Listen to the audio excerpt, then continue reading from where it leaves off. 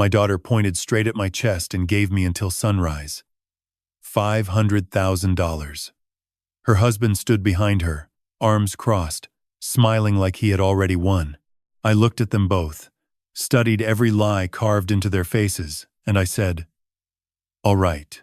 16 hours later, they stood on my porch, cracked open a locked box, and the sound that followed was not a scream. It was the end of everything they ever were. Welcome, and thank you for being here.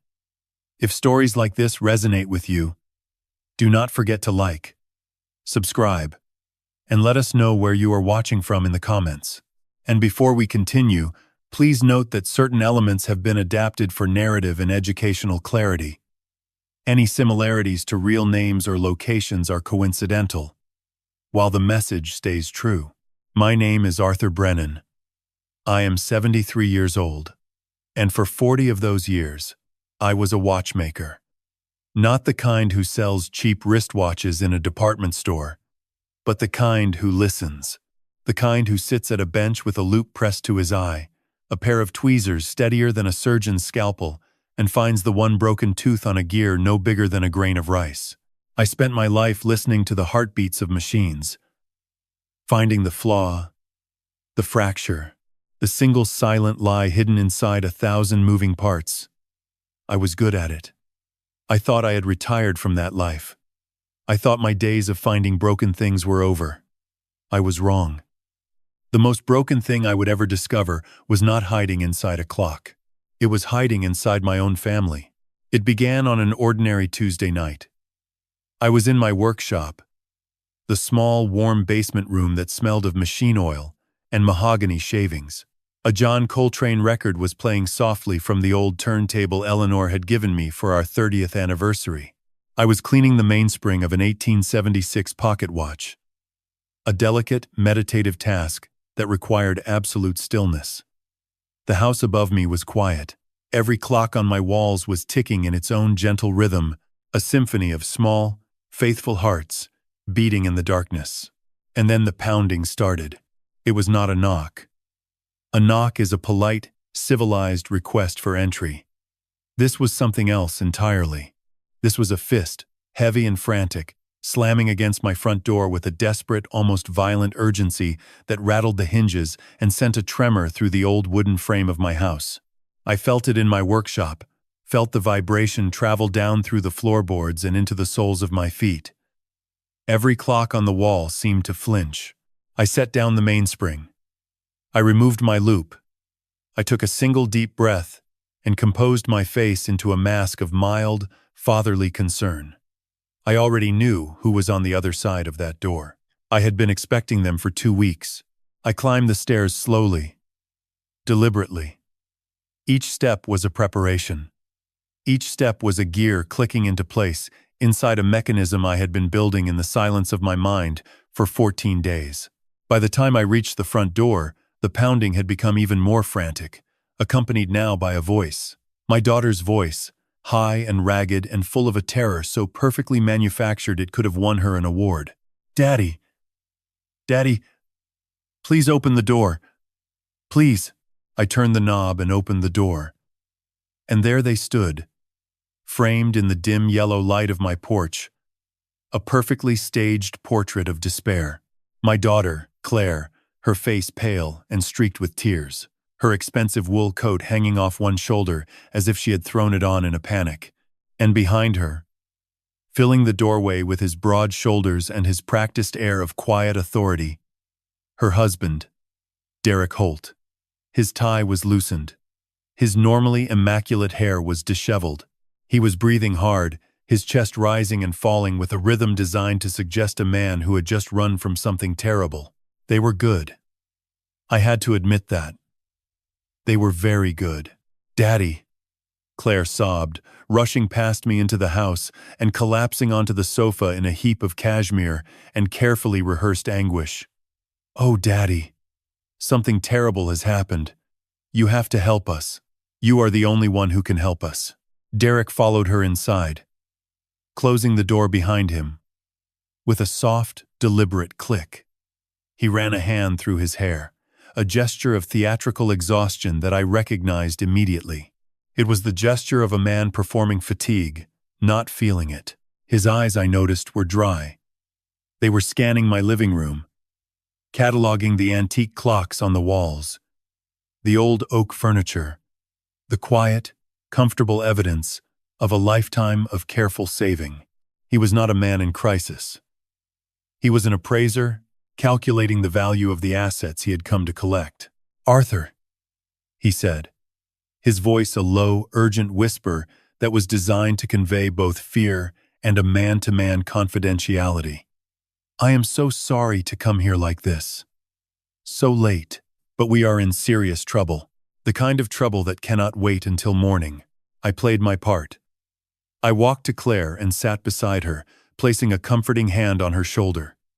She flinched, almost imperceptibly, at my touch. A small, telling detail. The watchmaker in my mind filed it away. A person in genuine distress reaches for comfort. A person performing distress recoils from the interruption of their performance. "What is it?" I asked. My voice filled with the appropriate measure of alarm. "What has happened?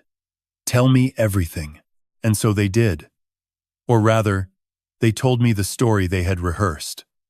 Derek began to pace my living room, a caged animal in a tailored suit, and he began to weave his tale. It was a masterpiece of fiction, full of vague financial terminology and shadowy unnamed figures, all designed to sound plausible to a layman while being impossible to verify. He spoke of a once-in-a-lifetime real estate development deal, a syndicate of private investors, and an unforeseen market correction. He spoke of a dangerous partner, a man with connections, a man who did not accept excuses or delays. "He wants his money back, Arthur," Derek said, his eyes wide with a sincerity so perfectly counterfeited it was almost beautiful in its craftsmanship. "All of it. $500,000. And he wants it by morning." Claire let out a perfectly timed sob from the couch. "He told Derek that if he does not have the full amount in cash by sunrise, he is going to destroy us," she whispered through her tears. "Professionally and physically, these are not the kind of people you can reason with, Daddy." I listened. I watched. And behind my mask of fatherly concern, the watchmaker was already at work. I was not hearing a desperate plea for help. I was hearing the ticking of a mechanism I had already taken apart, examined, and understood completely. Every word they spoke was a gear I had already seen. Every lie was a spring I had already measured. I knew exactly what this machine was. I knew exactly what it was designed to do.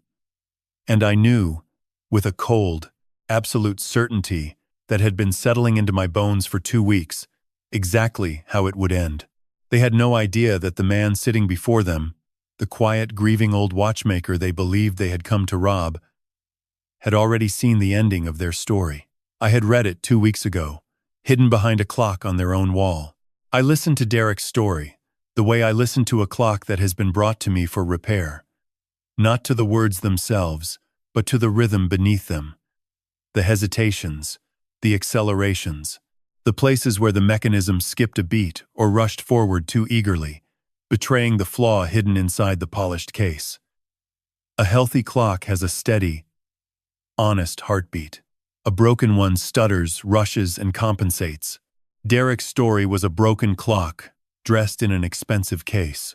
He spoke of hard money lenders and ironclad deadlines, painting himself as a noble but naive gladiator thrown into a den of financial lions. Claire provided the chorus. Her perfectly timed sobs and whispered pleas, underscoring every beat of his frantic narrative. They were a duet, rehearsed and polished, each one anticipating the other's cues with the precision of musicians who had practiced this particular piece many times before. I played my part. I nodded in all the right places. I let my expression shift from shock to concern to dawning horror. And then, when Derek paused for breath, I inserted the first small, careful probe into the mechanism of their lie. "My God, son," I said, my voice trembling with a manufactured frailty. "How did you get mixed up with people like this? It was a question designed not to challenge, but to encourage. To let him talk. To let him unspool more rope. "I was stupid, Arthur," he said, running a hand through his hair. "I was ambitious.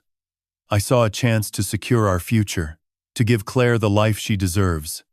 I trusted the wrong people. It was a sure thing." He paused, letting the weight of those words fill the room. A sure thing. The phrase landed in my chest like a stone dropped into still water. Ripples spread outward, backward, through time. But I held my face steady. I would return to that phrase later, in the quiet of my own memory. For now, the watchmaker had work to do. "All right," I said slowly, as if the reality of the situation was only now beginning to settle upon my old shoulders. "All right. Let me think. $500,000, Trevor. That is my entire life savings. My pension. My security. Everything Eleanor and I built over 40 years. I deliberately used his wrong name. Not a single muscle on his face moved. He did not correct me. A man whose life truly depended on the goodwill of his father-in-law would have noticed. Would have gently said, "It's Derek, Arthur." He did not notice, because he did not care. I was not a person to him. I was a vault. "I understand," he said, his voice thick with counterfeit sympathy. "I know what I am asking. And I swear to you, on my life, we will pay you back. Every cent. This is temporary. 6 months, maybe less. The market will correct. The deal will close. And your money will come back to you with interest." I let a long silence stretch between us. The only sound was the ticking of the 12 clocks on my living room walls, each one keeping its own faithful time, each one a witness to the lies being spoken in their presence. I often think of my clocks as honest creatures. They cannot lie. They cannot rush or delay. They simply mark the truth of each passing second, indifferent to the dramas of the humans who wind them. "But there must be some paperwork," I said, leaning forward slightly, my voice taking on the careful, methodical tone of a man who has spent his life with precision instruments. "An agreement. A contract. Something that proves this debt is real. Before I liquidate everything I have, I need to see something in writing. My lawyer, Margaret Holloway. She would have my hide if I did not ask." This was my second probe. A direct, clean insertion into the heart of their mechanism. And I watched, with a watchmaker's trained eye, for the reaction. It came from Claire. She jumped in with a speed that betrayed rehearsal, her voice rising with a new wave of perfectly calibrated hysteria. "Daddy, no!" she cried, grabbing my arm with both hands. "There is no time for lawyers. This was a handshake deal. Do you not understand? If we get lawyers involved, if we start asking for paperwork, they will see it as a betrayal. They will think we are going to the police. They will get angry. They will come after him. After us. After you." Derek nodded, stepping forward to stand behind Claire. A united front. "She is right, Arthur. In their world, calling a lawyer is the same as calling the authorities. It would be a death sentence. Please.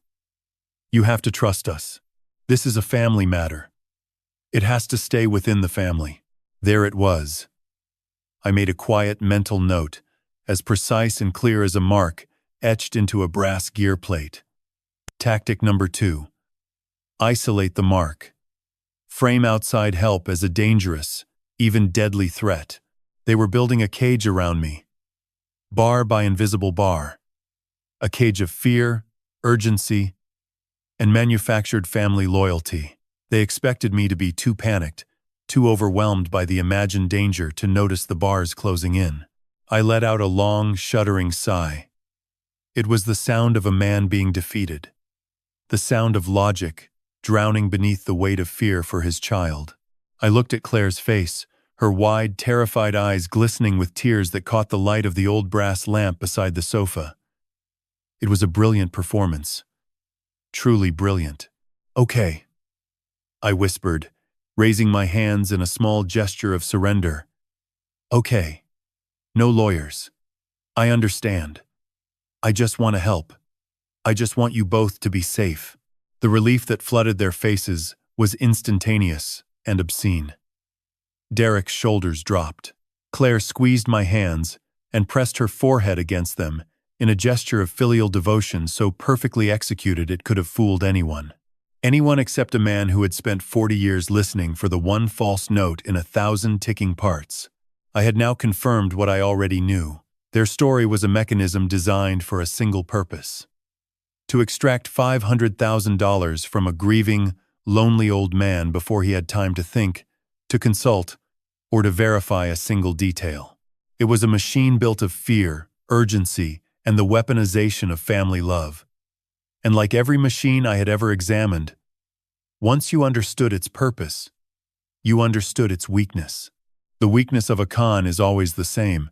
It requires the mark to believe the story, and I did not believe a single gear, a single spring, a single ticking second of it, because I had already seen the real machine, the one they thought was hidden, the one I had found behind a clock on their wall 2 weeks ago, in the silence of their cold, expensive house. I knew exactly what they were, and now, sitting in my living room, surrounded by my faithful, honest clocks, I knew exactly what I was going to do about it. A sure thing. Derek had used those words in my living room, and they had struck something deep inside me, a bell that had been hanging silent in the dark tower of my memory for 4 years.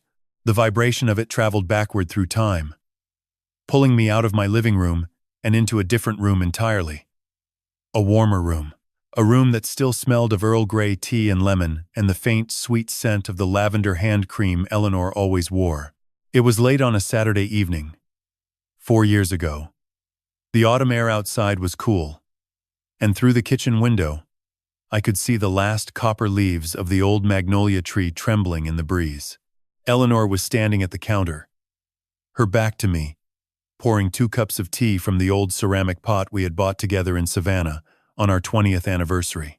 She was humming something, a hymn, I think, the way she always did when she was thinking deeply about something she had not yet decided whether to say aloud. Claire had announced her engagement to Derek just 10 days before. I had been delighted.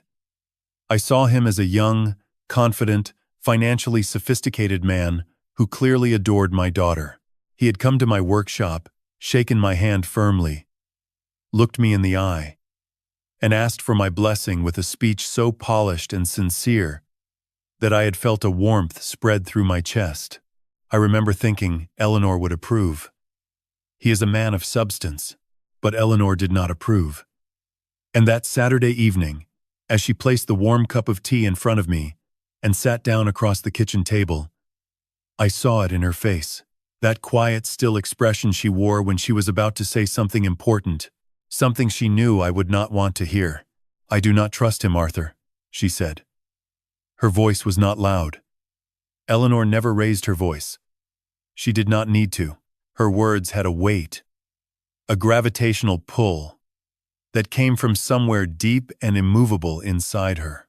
When Eleanor spoke, you felt the foundation of the earth shift slightly beneath your feet. I had set down my cup, surprised. "Rosie, what are you talking about? He is a wonderful young man. He is smart, he is driven, and he clearly adores Claire.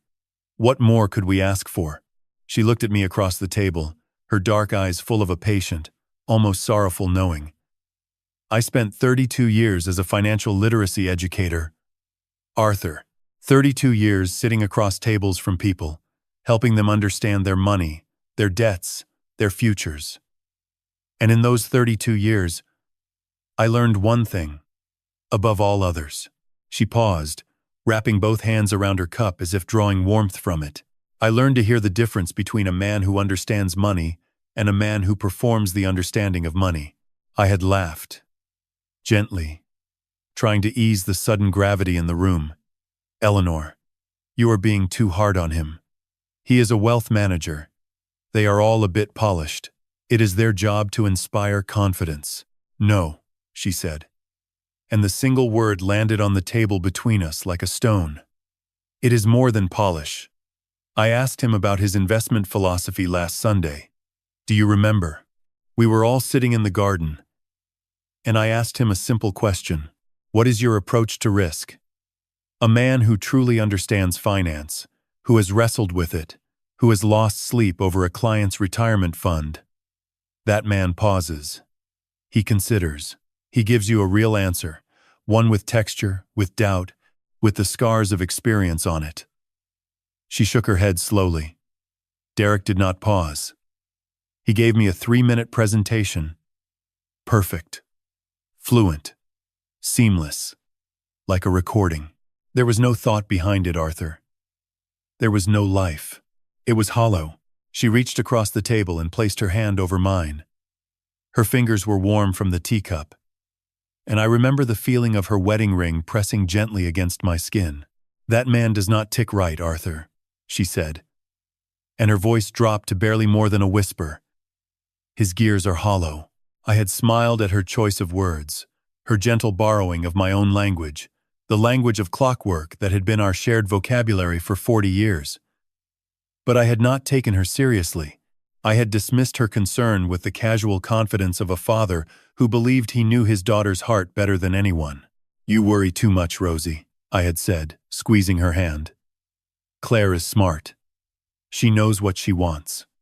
And Derek, whatever his presentation style, loves her. I can see it in his eyes. Eleanor had looked at me for a long moment. Then she had withdrawn her hand, picked up her tea, and looked out the kitchen window at the darkening sky. When she spoke again, her voice was quiet, resigned.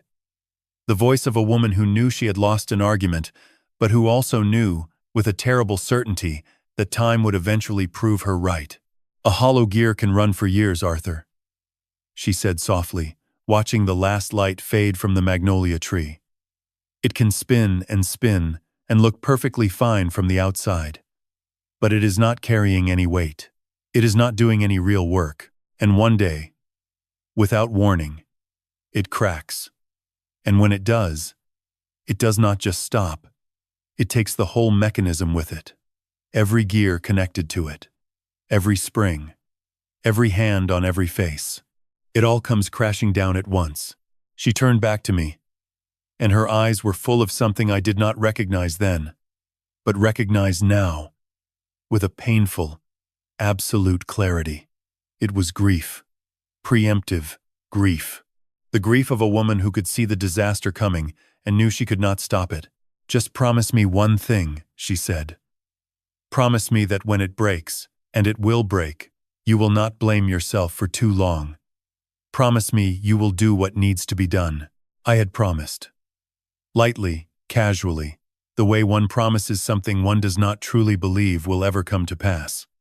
I had kissed her forehead, washed our teacups, and thought no more of it. Eleanor died 14 months later. A stroke, sudden and merciless. On a bright Tuesday morning, in May. She was 69 years old. She left behind a lifetime of service, a community of grateful students, a garden full of roses, and a husband who was only beginning to understand how many times she had been right about the things that mattered most. And now, 4 years later, sitting in my living room with my daughter's finger pointed at my chest and her husband's lies filling the air like smoke, I could hear Eleanor's voice as clearly as if she were sitting beside me. That man does not tick right. His gears are hollow. She had seen the fracture. She had heard the false note. And I, the man who had spent 40 years listening to the heartbeats of machines, had been deaf to the one warning that mattered most. My wife had tried to save our daughter, and I had not listened. That failure was a weight I would carry to my grave. But I could still honor her. I could still do what she had asked me to do. I could still do what needed to be done. Eleanor's voice faded, and I was back in my living room, back in the cold blue light of a Tuesday midnight with my daughter's manufactured tears still glistening on the sofa cushion beside me. The memory of that kitchen conversation had lasted only a few seconds in real time, but it had been enough. It had hardened something inside me, transformed the last soft tissue of fatherly doubt into cold-tempered steel. I looked at Derek, still pacing, still performing. I looked at Claire, whose sobs had quieted to a soft, expectant whimper. They were waiting. The presentation was over. The sale had been made. Now they were simply waiting for the transaction to be completed. It was time for my next move. Not a challenge. Just a simple, practical complication. The kind that would reveal, with surgical precision, exactly what lay beneath their masks. "All right," I said, my voice weary but cooperative.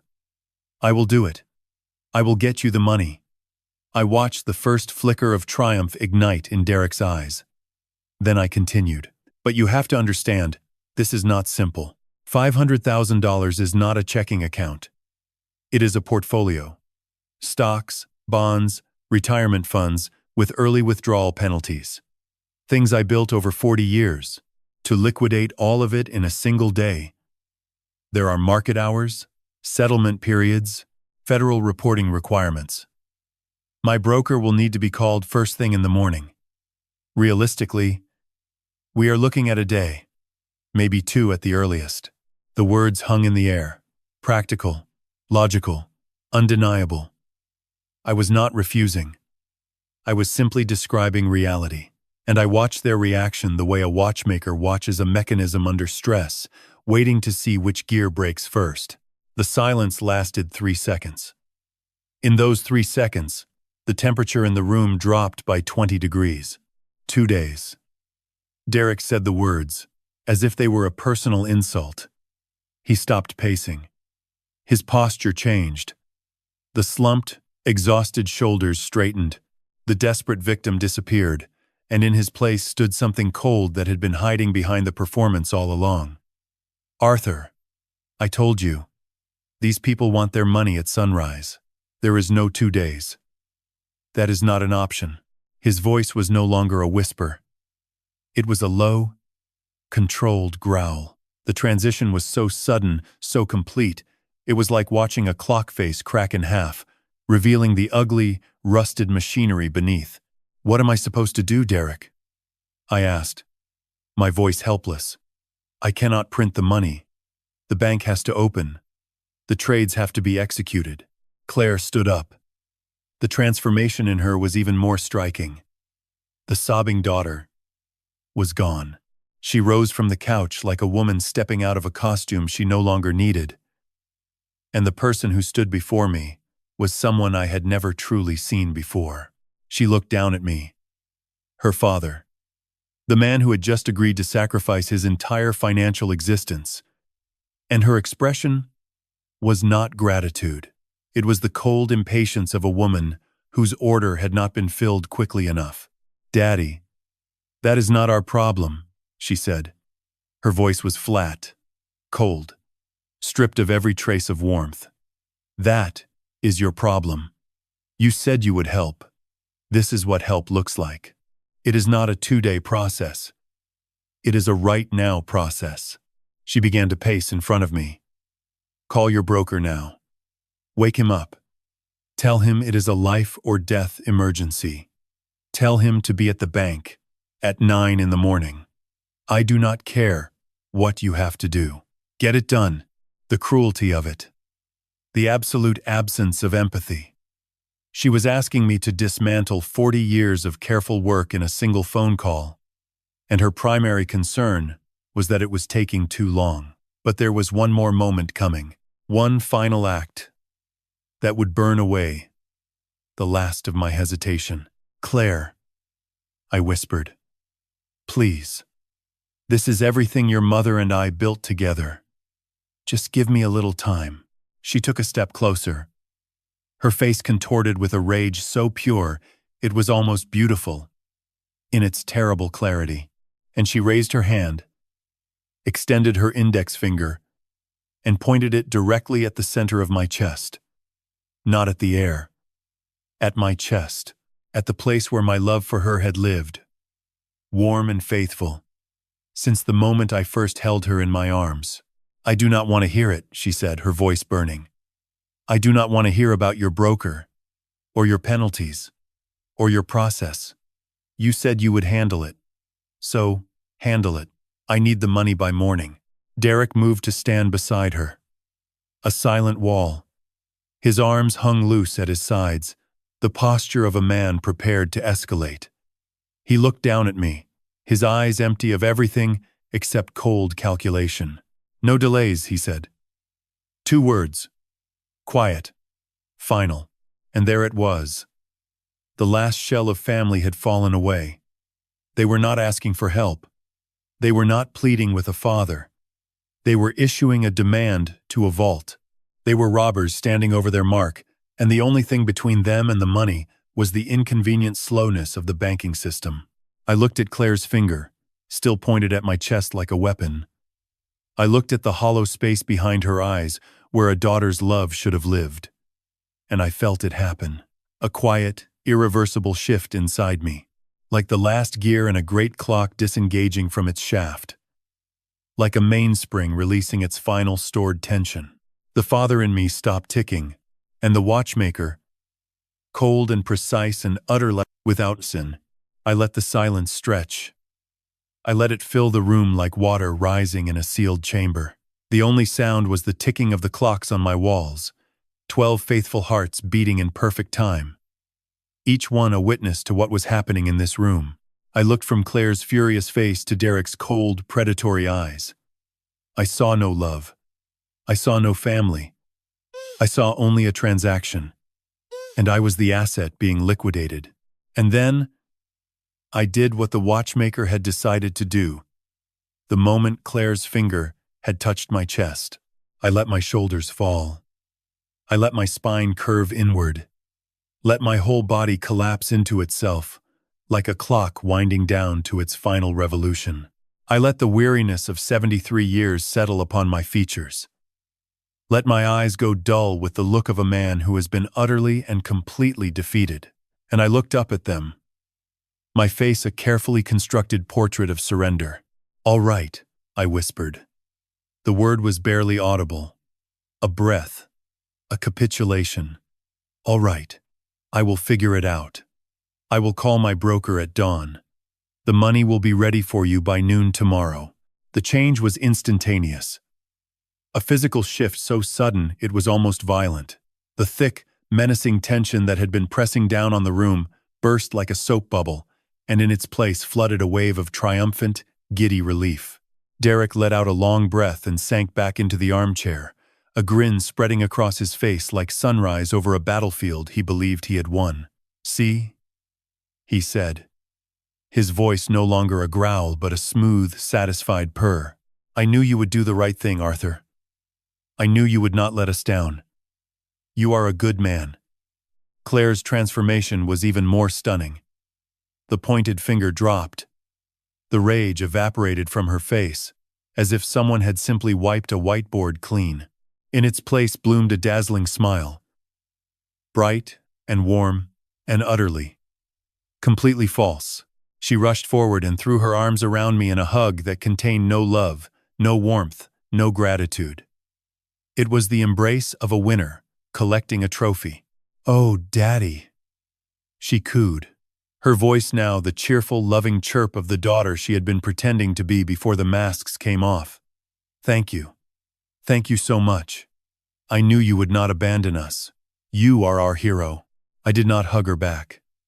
I sat there, a statue of defeat, and let her perform her final act.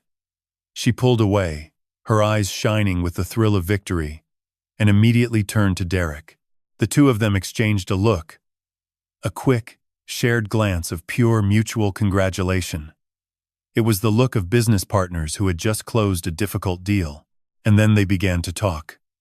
Not to me, around me, as if I had already ceased to exist as a person and had become merely a piece of furniture in the room, a solved problem, a checked box.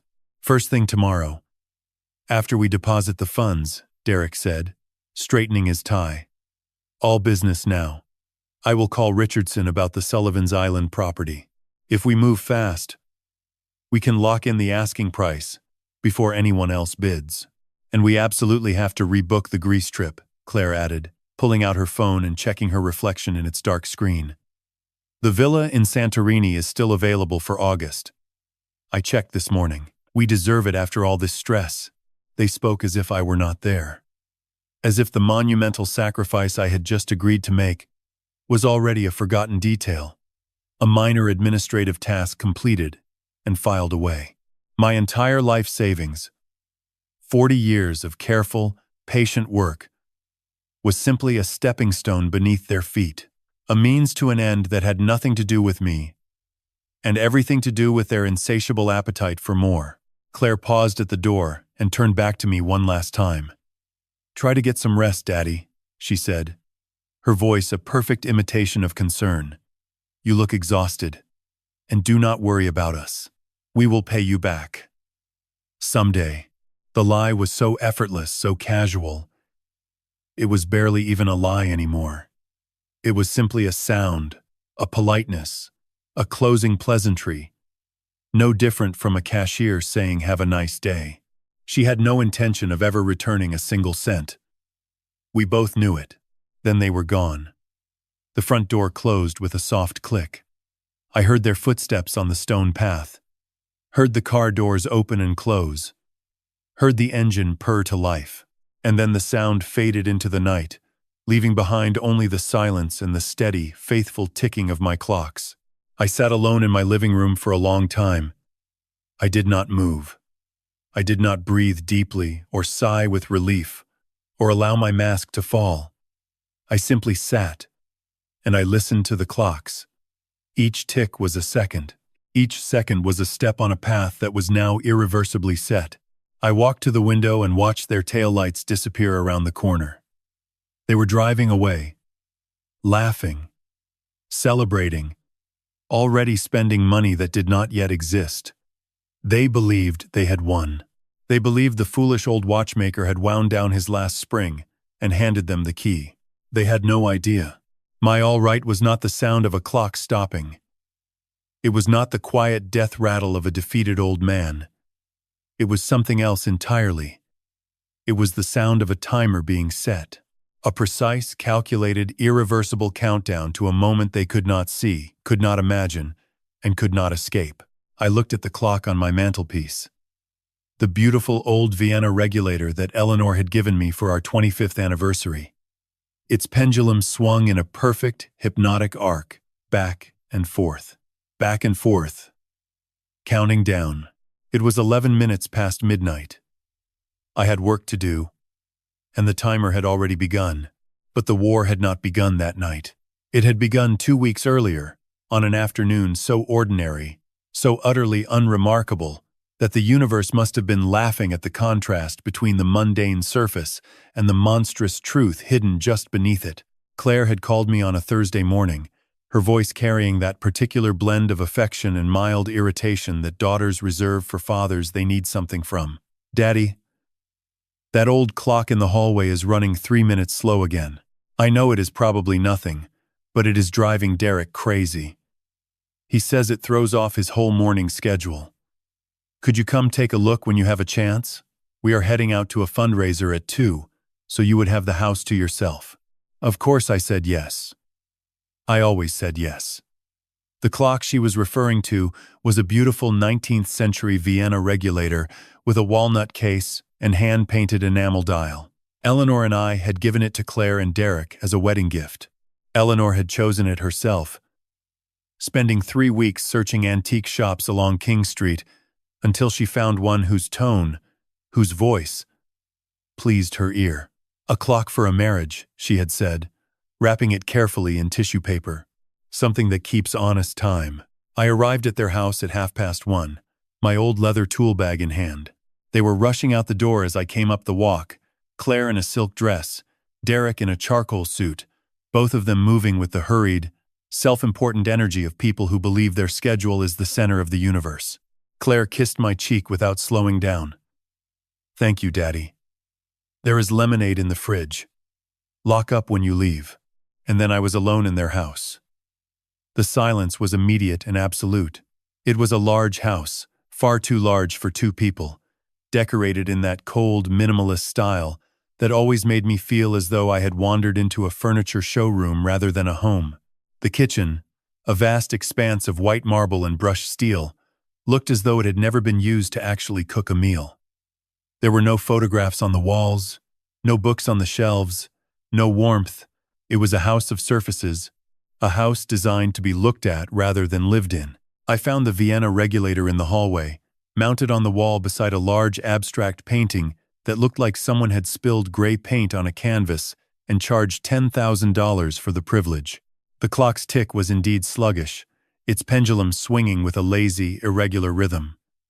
A simple fix. Likely a worn suspension spring, or a buildup of old oil on the pivot points. I reached up and carefully lifted the clock from its mounting hook.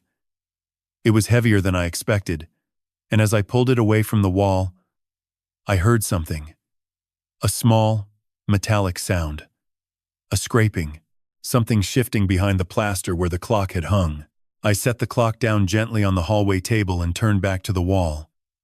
There, in the space where the clock had been, was a small recessed compartment cut directly into the drywall. It was not original to the house. Someone had cut it deliberately, recently, and fitted it with a small steel safe, no bigger than a shoebox. The kind you can buy at any office supply store for $40. It was not even locked. I stared at it for a long moment. The watchmaker in me was already cataloging the details. The fresh edges of the cut drywall, the thin layer of dust on the safe's surface, disturbed only by fingerprints, the deliberate placement behind a clock that they knew only I would ever have reason to remove. It was hiding in plain sight, protected not by security, but by the assumption that no one would ever look. I should have closed the compartment. I should have hung the clock back on the wall and fixed its tired old spring and gone home. It was not my business. My professional life was over. I was a retired watchmaker, not an investigator. But then I thought of this house, of its coldness, of my daughter, who had never earned more than a modest salary as a part-time event coordinator, living in a home worth well over $2 million. Of Derek, whose wealth management business had no public office, no website, no verifiable track record. And I thought of Eleanor, standing in our kitchen 4 years ago, her hands wrapped around a cup of tea. His gears are hollow. I opened the safe. Inside were two objects, a small black USB drive, and a leather-bound notebook, the kind with an elastic strap closure. Expensive, but well-worn. I picked up the notebook first. My hands were steady. 40 years of handling mechanisms smaller than a grain of rice had given me hands that did not shake, even when the rest of me was trembling. I opened it. The first page was a list of names written in Derek's neat, angular handwriting. I recognized them immediately. Gladys Patterson, William Okafor, Margaret Holloway, Ruth and Samuel Crane, Thomas Whitfield. I knew every one of these people. They were members of the Veterans Widows Support Circle, the community group Eleanor had founded 12 years ago to help elderly military widows manage their finances after losing their husbands. Eleanor's group. Eleanor's people. The vulnerable, trusting women, and men she had sworn to protect. Next to each name was a number. 50,000, 75,000, 100,000. And beside the numbers, notes in Derek's handwriting. Notes that made my blood freeze in my veins. Recently widowed. No family oversight. Fixed income. Desperate for supplemental returns. Trusts the Brennan name implicitly. He had used her. He had used Eleanor's legacy, her life's work, her sacred mission to protect the vulnerable, as his personal hunting ground, and my daughter, my Claire, had given him the key. I turned the pages with the mechanical precision of a man operating on pure professional instinct. The back of the notebook contained a summary. Capital inflow versus outflow.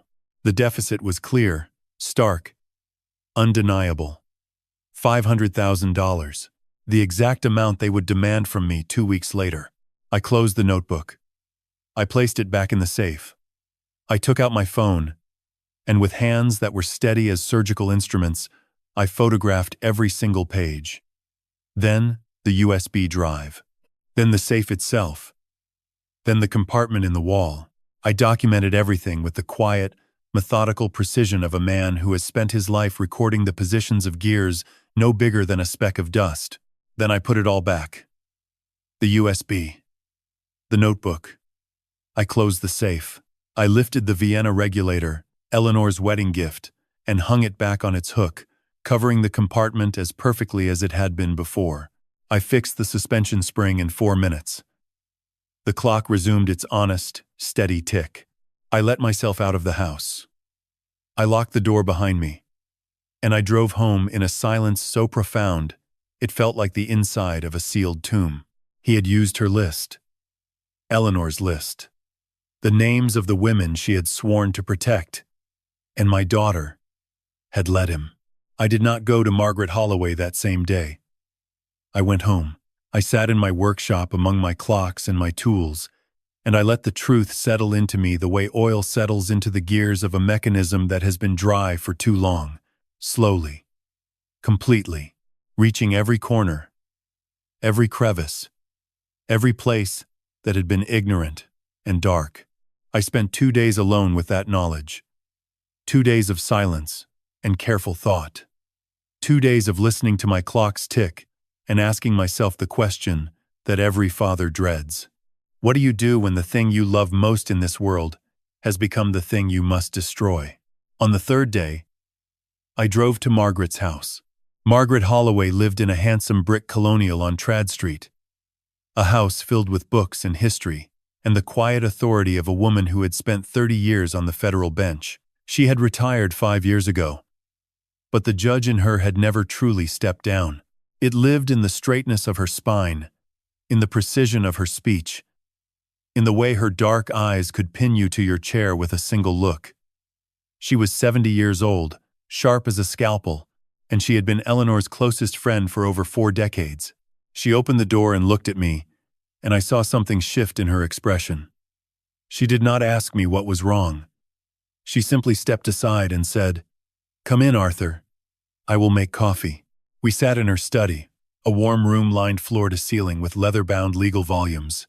On the mantelpiece was a framed photograph of Eleanor and Margaret at the founding ceremony of the Veterans Widows Support Circle 12 years ago. 2 women, arms linked, smiling with the fierce joy of people who know they are doing necessary work. I looked at that photograph, and my throat tightened. "Margaret," I said, "I need to show you something, and I need you to look at it not as my friend, but as a judge." She set down her coffee cup with a quiet click. Her eyes, already attentive, sharpened to a focus I recognized from her years on the bench. The focus of a woman preparing to receive testimony. "Show me," she said. I took out my phone and placed it on the desk between us. I opened the photographs, one by one. The pages of Derek's leather notebook, the names, the numbers, the notes. I did not narrate. I did not explain. I simply let her read. The way you let a jury read an exhibit. In silence. Without commentary. Letting the evidence speak for itself. She was quiet for a very long time. Her face did not change.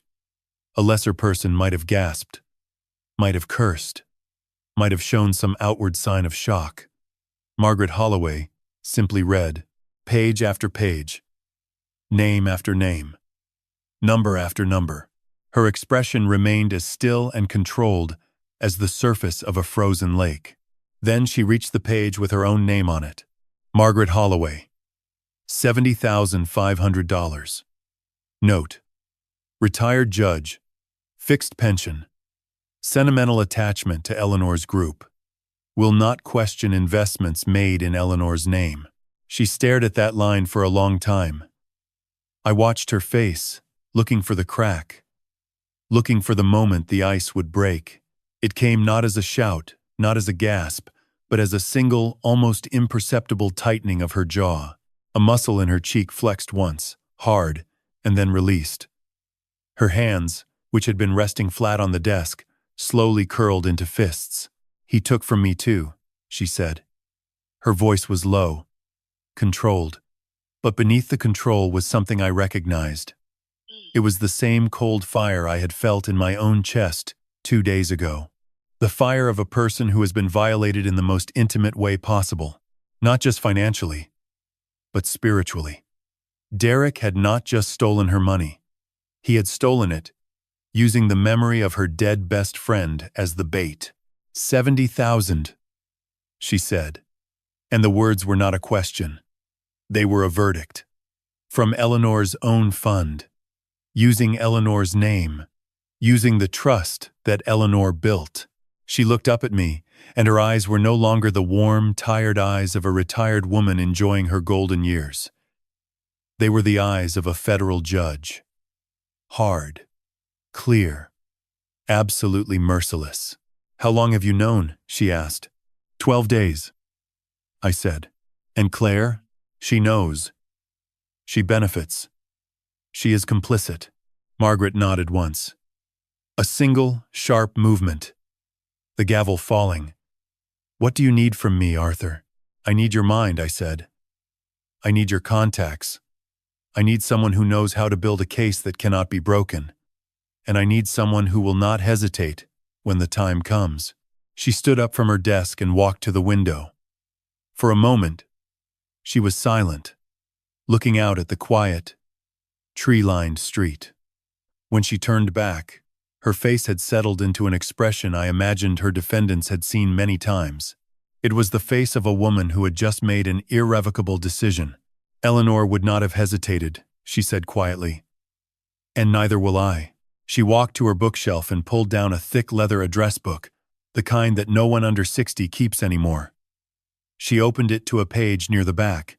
"I still have contacts at the FBI field office in Charleston," she said, her voice now brisk, professional. "A woman named Special Agent Torres.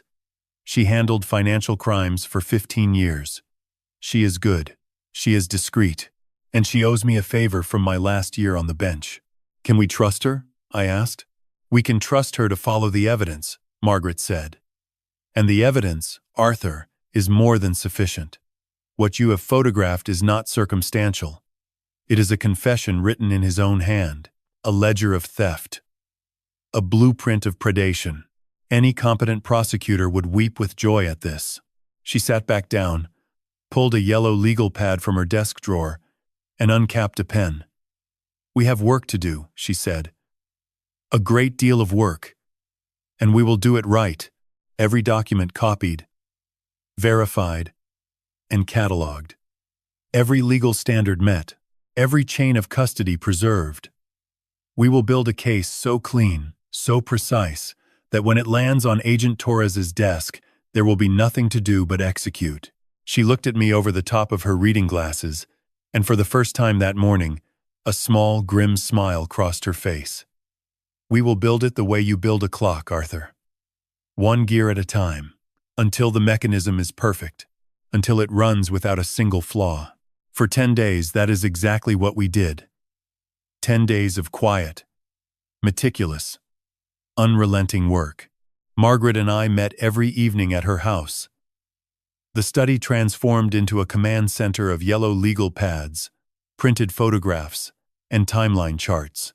We built our fortress, brick by brick, fact by fact, until every tick of every clock in my workshop seemed to be counting down to their inevitable end. Now, all that remained was the box. Every clock I have ever built was a gift of time, a small, faithful machine designed to measure the hours of a life, to give structure to the formless flow of days, to remind its owner that each passing second is precious and unrepeatable. I have built clocks for weddings and christenings, for retirements and anniversaries. Each one was an act of love, a prayer made in wood and brass and glass. This box was different. This box was not a gift of time. It was a gift of truth. And truth, unlike time, does not heal. It burns. I began work on it 3 days before the night they came to my door. The evidence was gathered. The case was built. Margaret had her file for the FBI, clean and organized and devastating. What remained was mine.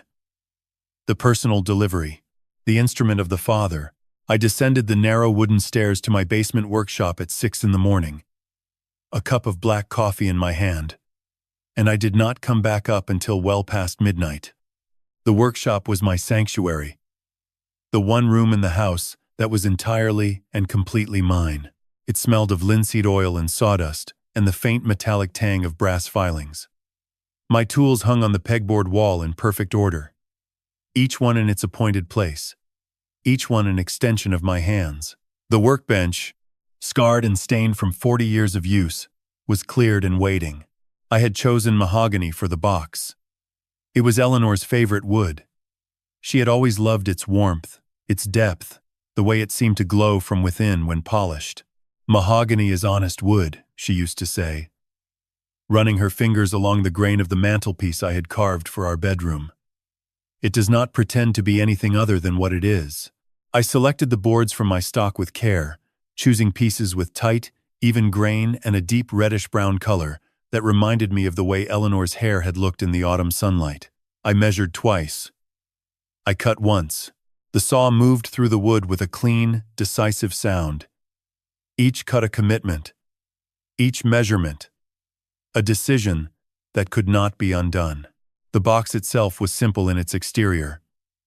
8 inches wide, 12 inches long, 6 inches deep. Dovetail joints at the corners, tight and precise, the kind of joinery that would hold for 100 years. The lid was hinged with small brass hardware I had salvaged from an antique music box years ago. It was beautiful. Understated.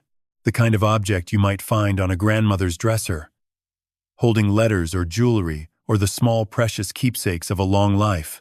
But the mechanism inside was anything but simple. The lock was my own design, a combination dial built into the front face of the box, flush with the wood, almost invisible unless you knew to look for it. 6 digits. 0, 6, 1, 4, 7, 8. June 14th, 1978. The day I married Eleanor Brennan in the small white chapel on Sullivan's Island. With the sound of the Atlantic crashing against the shore and the smell of salt and roses in the warm evening air, I chose that date with a very specific and very deliberate cruelty. Claire knew that date. She had grown up celebrating it. Every year, without fail, Eleanor had hosted an anniversary dinner. She had made Claire memorize the date as a little girl, had told her the story of that day 100 times. "The happiest day of my life," Eleanor would say, her eyes shining. The day everything began. And now that date, that sacred, beautiful memory, would be the key that opened the door to Claire's destruction. She would enter it without thinking, her fingers moving automatically to the numbers her mother had taught her to love. And in doing so, she would use the memory of her parents' love as the instrument of her own undoing. The irony was deliberate. It was precise. It was the watchmaker's final, most terrible joke. Inside the box, I created 2 compartments. The main compartment was large enough to hold the stack of printed evidence, the letter I had not yet written, and a single Amtrak ticket. One way. Charleston to a small town in the hills of West Virginia where Derek Holt had been born. A town of coal dust and hard labor and honest poverty. A ticket back to the beginning. The second compartment was hidden. A false bottom, separated from the main space by a thin panel of mahogany that could only be released by pressing 2 small brass pins simultaneously, one on each side of the box's interior. It was the kind of secret compartment I had built into jewelry boxes for wealthy clients over the years, designed to hide valuables from thieves. But this hidden space was not designed to hide something valuable from a thief. It was designed to deliver something devastating to one. In that hidden compartment, I placed 2 objects. The first was Eleanor's pocket watch, a small, exquisite piece of Swiss craftsmanship from 1892 that had belonged to her grandmother. Eleanor had carried it every day of her adult life, kept it in the pocket of her cardigan, wound it every morning with her thin, careful fingers. It was the most precious object I owned. It was the sound of her. The tick of that small watch was, to me, indistinguishable from the beating of her heart. The second object was a photograph. A simple 4x6 print of Eleanor's face. It was taken on her 68th birthday, 1 year before she died. She was looking directly into the camera, directly at the viewer, with an expression that was neither happy nor sad. It was knowing. It was the face of a woman who saw clearly, who understood deeply, and who loved fiercely enough to demand the truth from the people she loved. I placed the photograph facing upward, so that when Claire found the hidden compartment, when she pressed those two brass pins and the false bottom released, the first thing she would see would be her mother's face, looking straight at her. Not angry, not disappointed, just knowing. It took me 3 days to complete the box. 3 days of quiet, focused, solitary work. 3 days in which I spoke to no one, ate little, slept less. When it was finished, I sat at my workbench and looked at it in the warm light of my desk lamp. It was, without question, the most beautiful thing I had ever made. The wood glowed. The joints were invisible. The mechanism was flawless. And it was the most terrible thing I had ever made, because inside its beautiful shell, it carried the end of my daughter's world. The box was finished. It sat on my workbench, waiting, but it was still empty. A beautiful shell, with nothing yet inside it. The evidence was printed and ready. A thick stack of black and white pages that Margaret and I had verified 3 times over. The Amtrak ticket was purchased. A single one-way fare from Charleston to a small town in the coal country of West Virginia. Everything was prepared. Everything except the hardest part. The letter. I sat at my kitchen table at 2 in the morning, the night after Claire and Derek had left my house with their triumphant smiles and their plans for champagne lunches. The house was silent, except for the ticking of the clocks. A single lamp cast a pool of warm light on the oak surface in front of me. My fountain pen, the one Eleanor had given me for our 40th anniversary, lay beside a sheet of cream-colored stationery. I had been staring at the blank page for over an hour. How do you write a last letter to your daughter? How do you compress a lifetime of love, a lifetime of failure, a lifetime of sorrow into words that will be read once and remembered forever? I had written many things in my life.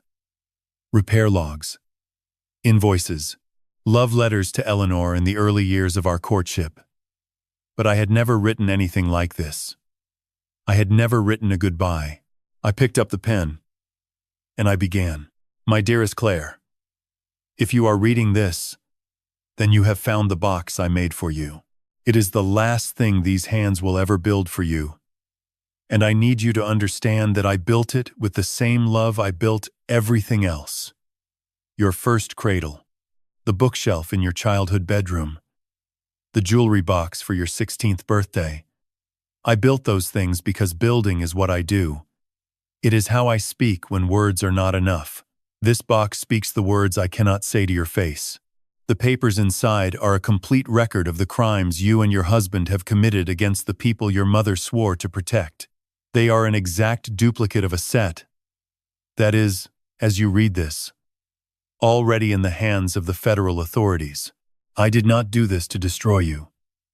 I did this because the alternative, silence, would have destroyed something far more precious. It would have destroyed your mother's legacy. It would have made me complicit in the suffering of people who trusted our family name. And it would have allowed you to continue down a path that was consuming your soul, one stolen dollar at a time. I discovered what you were doing 2 weeks ago, behind the clock your mother chose for your wedding. The clock she spent 3 weeks finding because she wanted its voice to be honest. Do you remember what she said when she gave it to you? A clock for a marriage, something that keeps honest time. You hid your crimes behind that clock, Claire.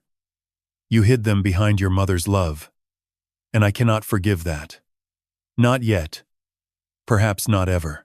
The night you came to my house, the night you pointed your finger at my chest and demanded my life savings as if it were loose change in a jar, I was not the broken old man you believed you were speaking to. I was watching. I was listening. I was giving you every opportunity to stop, to hesitate, to show me one single flicker of the daughter I raised. You showed me nothing. You showed me a stranger. The combination to this box is a date you know well. A date your mother taught you to celebrate. I chose it because I wanted you to feel, in your fingers, in your muscle memory, the weight of what you have betrayed.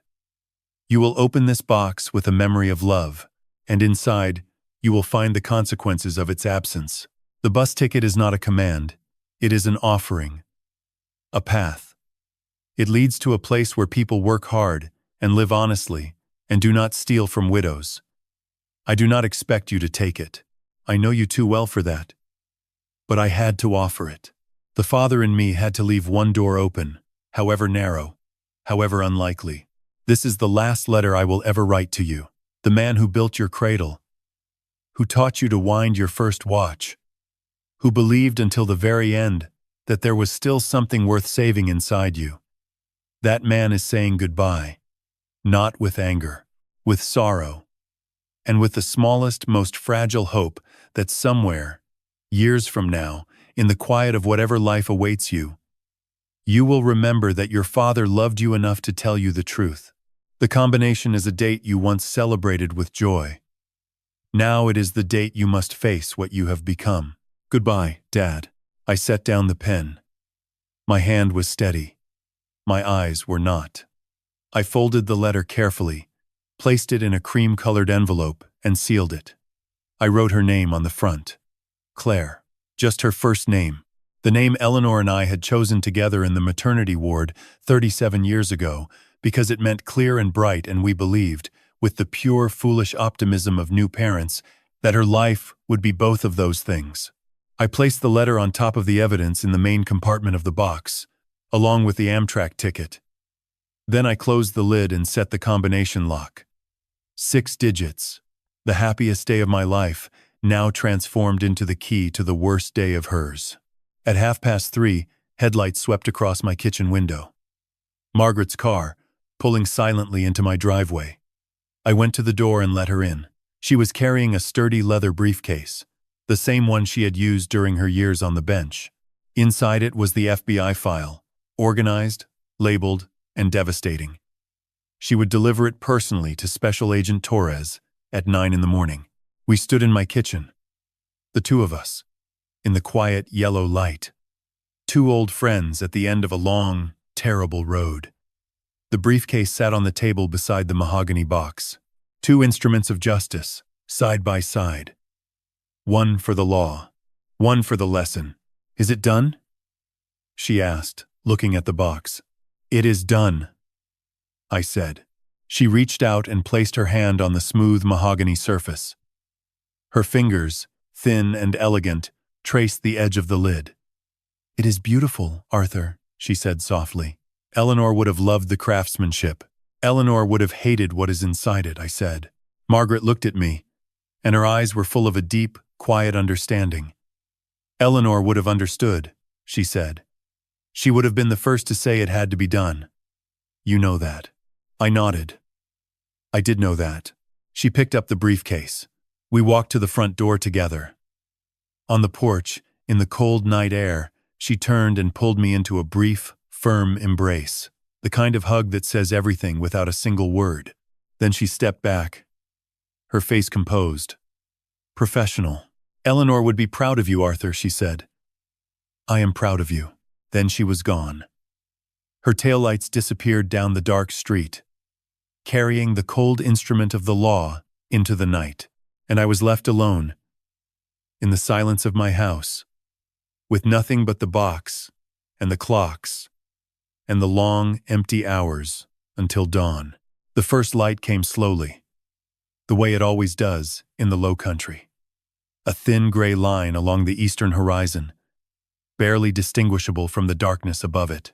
Then a gradual bleeding of color, pale blue and soft gold seeping into the black canvas of the night sky like watercolor, dropped into still water. I watched it from my kitchen window, standing in the same spot where Eleanor had stood 1,000 mornings before me, brewing her tea and watching the day arrive. The box sat on the kitchen table behind me. The house was silent. Even the clocks seemed to be holding their breath. It was time. I did not rush. I had learned, in 40 years of working with mechanisms, that the final moments of any process are the most important. The last adjustment. The last calibration. The final winding of the mainspring before you close the case and let the clock begin its life. You do not hurry these moments. You give them the reverence they deserve. I began in the hallway. I walked slowly, letting my fingers trail along the wallpaper that Eleanor and I had chosen together 30 years ago. A soft cream pattern with tiny blue flowers. She had spent a week deliberating between this one and a plain sage green. The flowers, she had finally declared.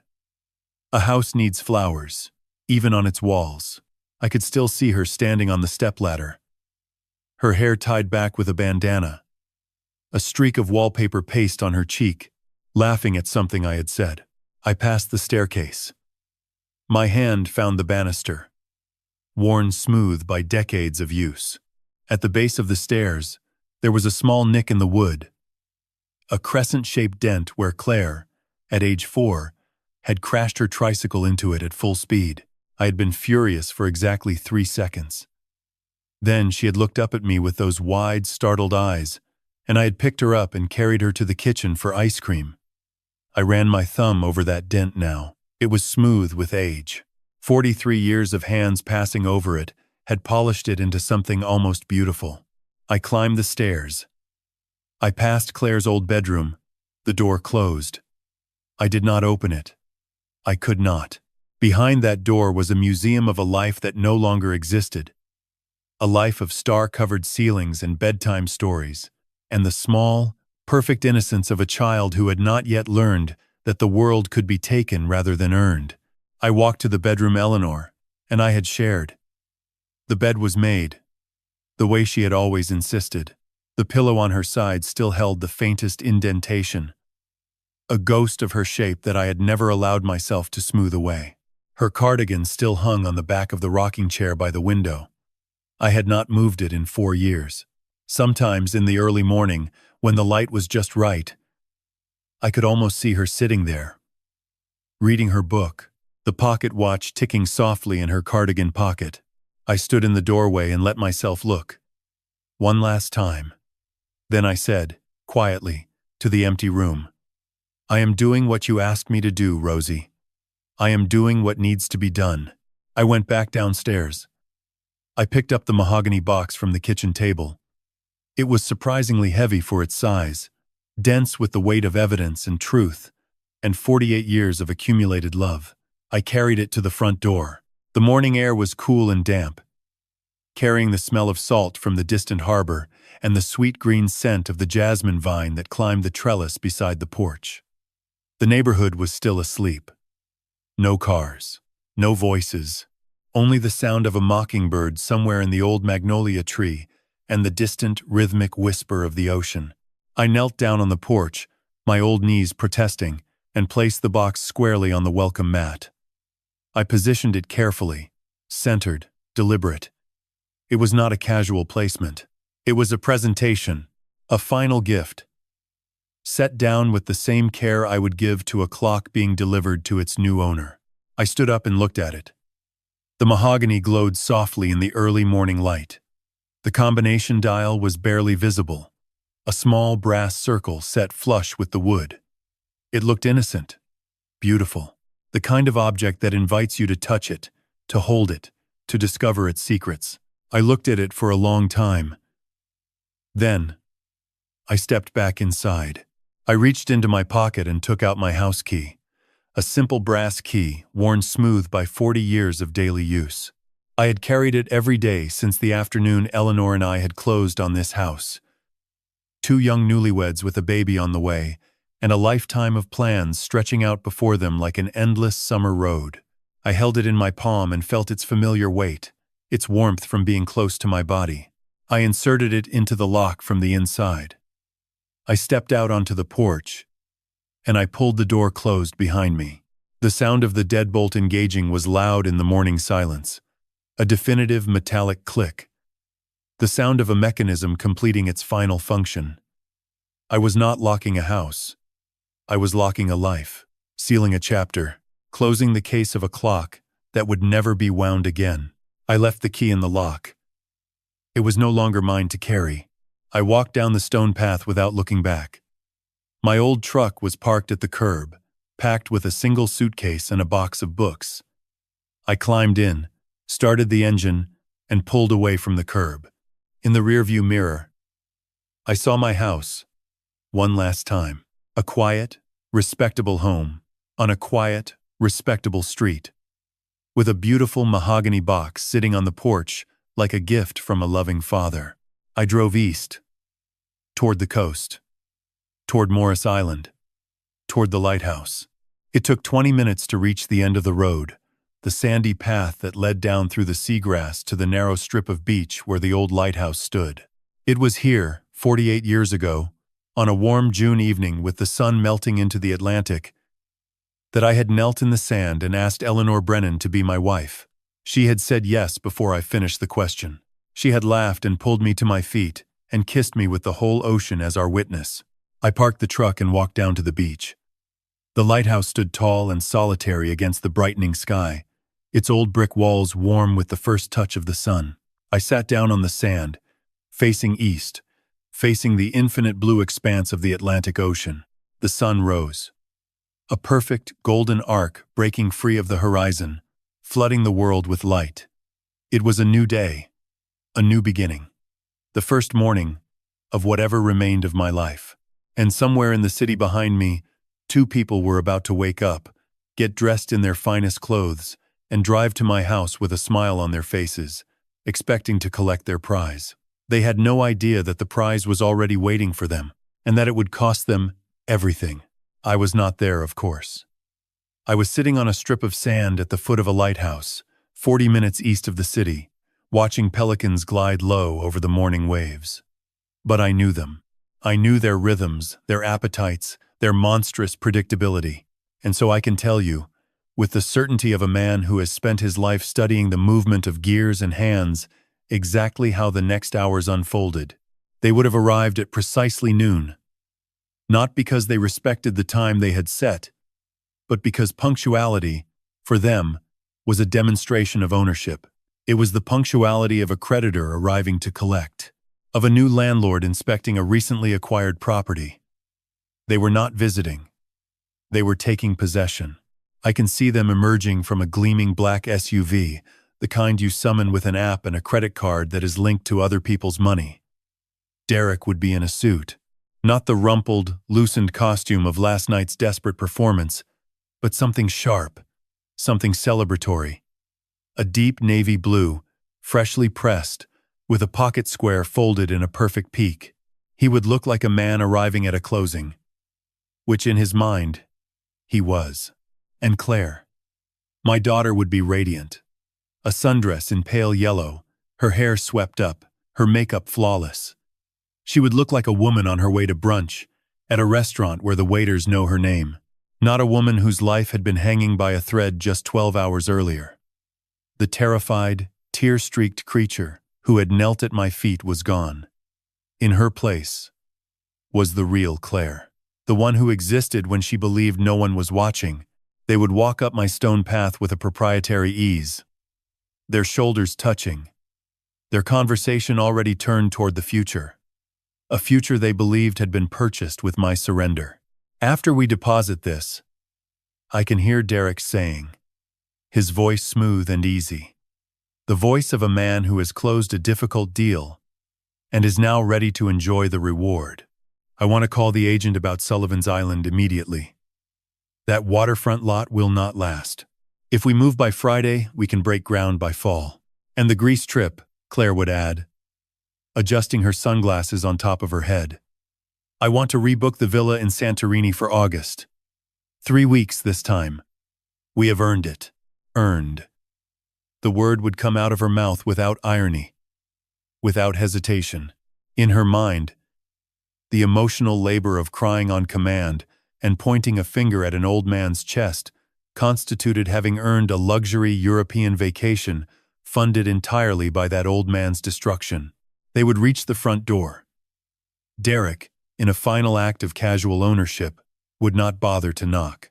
He would simply reach out and try the knob, expecting it to yield, expecting the house to open itself to him the way everything else in his charmed, Criminal life had always opened. The knob would not turn. The deadbolt, the one I had engaged for the last time just hours ago, would hold firm. A flicker of annoyance would cross his face. A minor inconvenience. A wrinkle in the smooth fabric of his victory. "It is locked," he would say, rattling the knob once, twice. He locked it. "Where is he?" Claire would sigh, the put-upon exhale of a woman whose time is too valuable for such obstacles. "He is probably out walking. Or maybe he went to the bank early. You know how old people are. He probably could not sleep after last night." She would pull out her phone, begin to dial my number. A number that was, at that moment, ringing in an empty truck parked on a sandy road beside the ocean, and then her eyes would find it. The box, sitting on the welcome mat, exactly where I had placed it at dawn.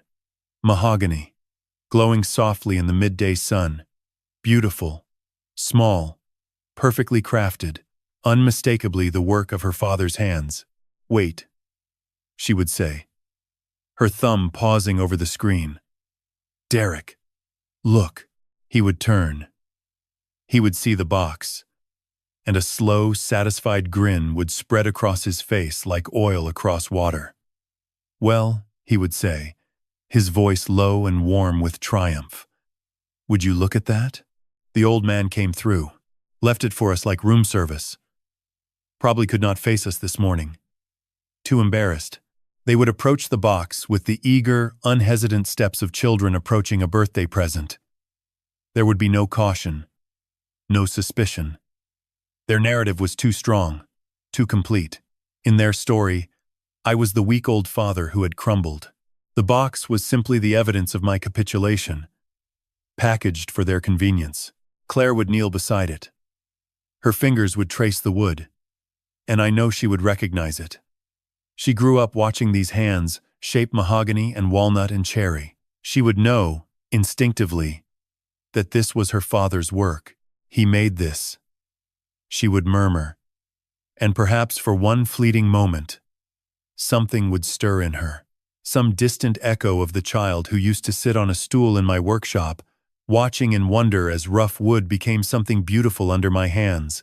But the moment would pass, replaced by the more urgent question, "How do I open it?" Her fingers would find the combination dial. A small brass circle, set flush with the wood. 6 digits.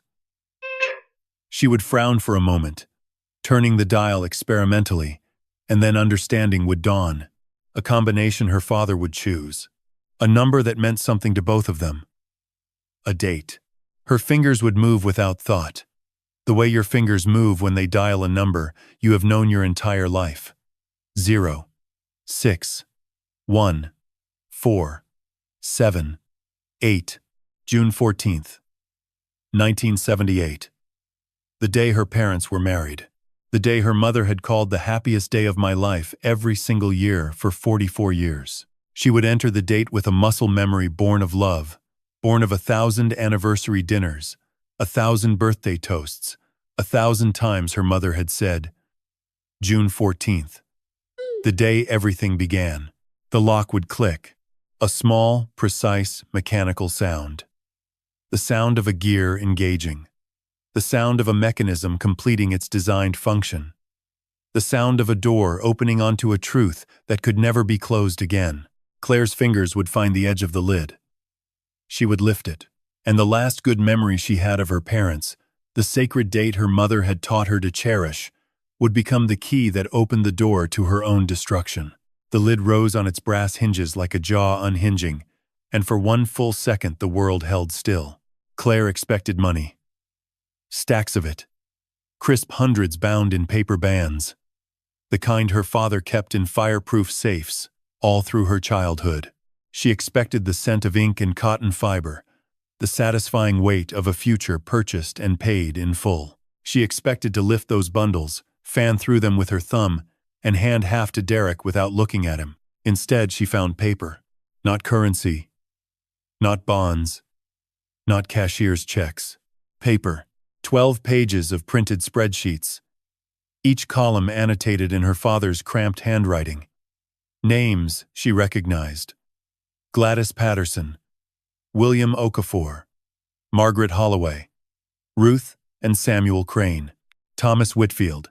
Beside every name, a dollar figure and a date. Beside every date, a status notation withdrawn under false pretense, unreported to principal, diverted to personal account. Claire's fingers went cold. She turned the first page, the second, the third, each one worse than the last.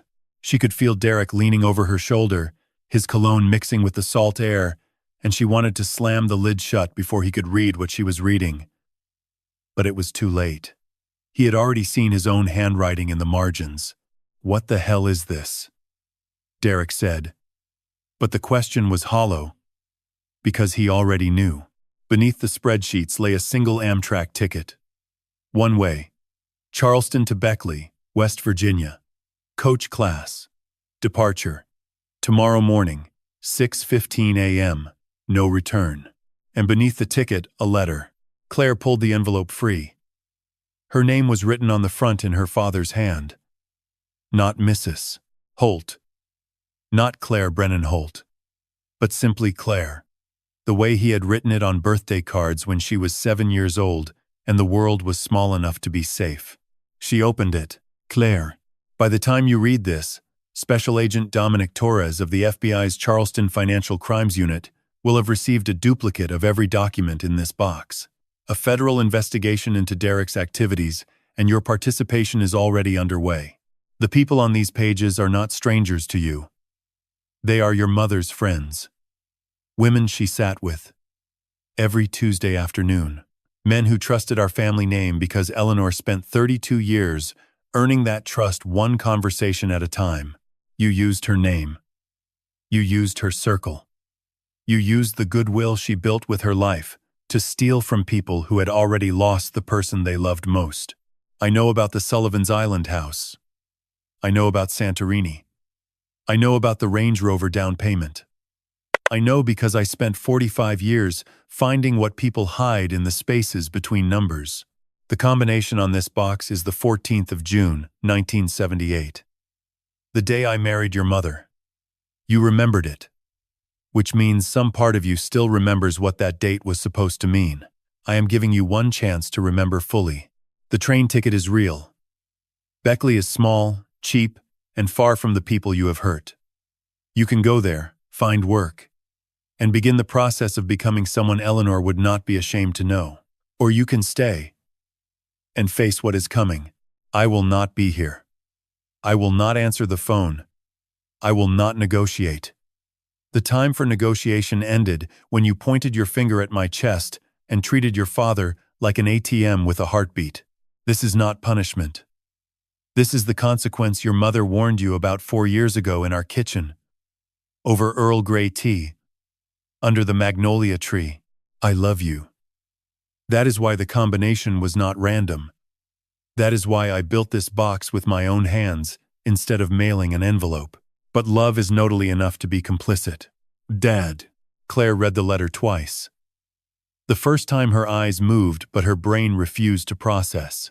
The second time every sentence landed like a hammer strike on porcelain, and something inside her chest began to fracture along lines she did not know existed. Derek snatched the pages from the box and flipped through them with hands that were no longer steady. His jaw clenched. His nostrils flared. He pulled his phone from his jacket pocket, dialed Arthur's number, and heard nothing but a recorded message. The number you have reached is no longer in service. He tried again. Same message. Claire stood motionless, the letter hanging from her fingers like a white flag she had not meant to raise. The breeze off the harbor lifted its corner, and for a moment she could smell magnolia, or maybe she imagined it. The way the guilty imagine forgiveness before it arrives. We need to go, Derek said. His voice had changed.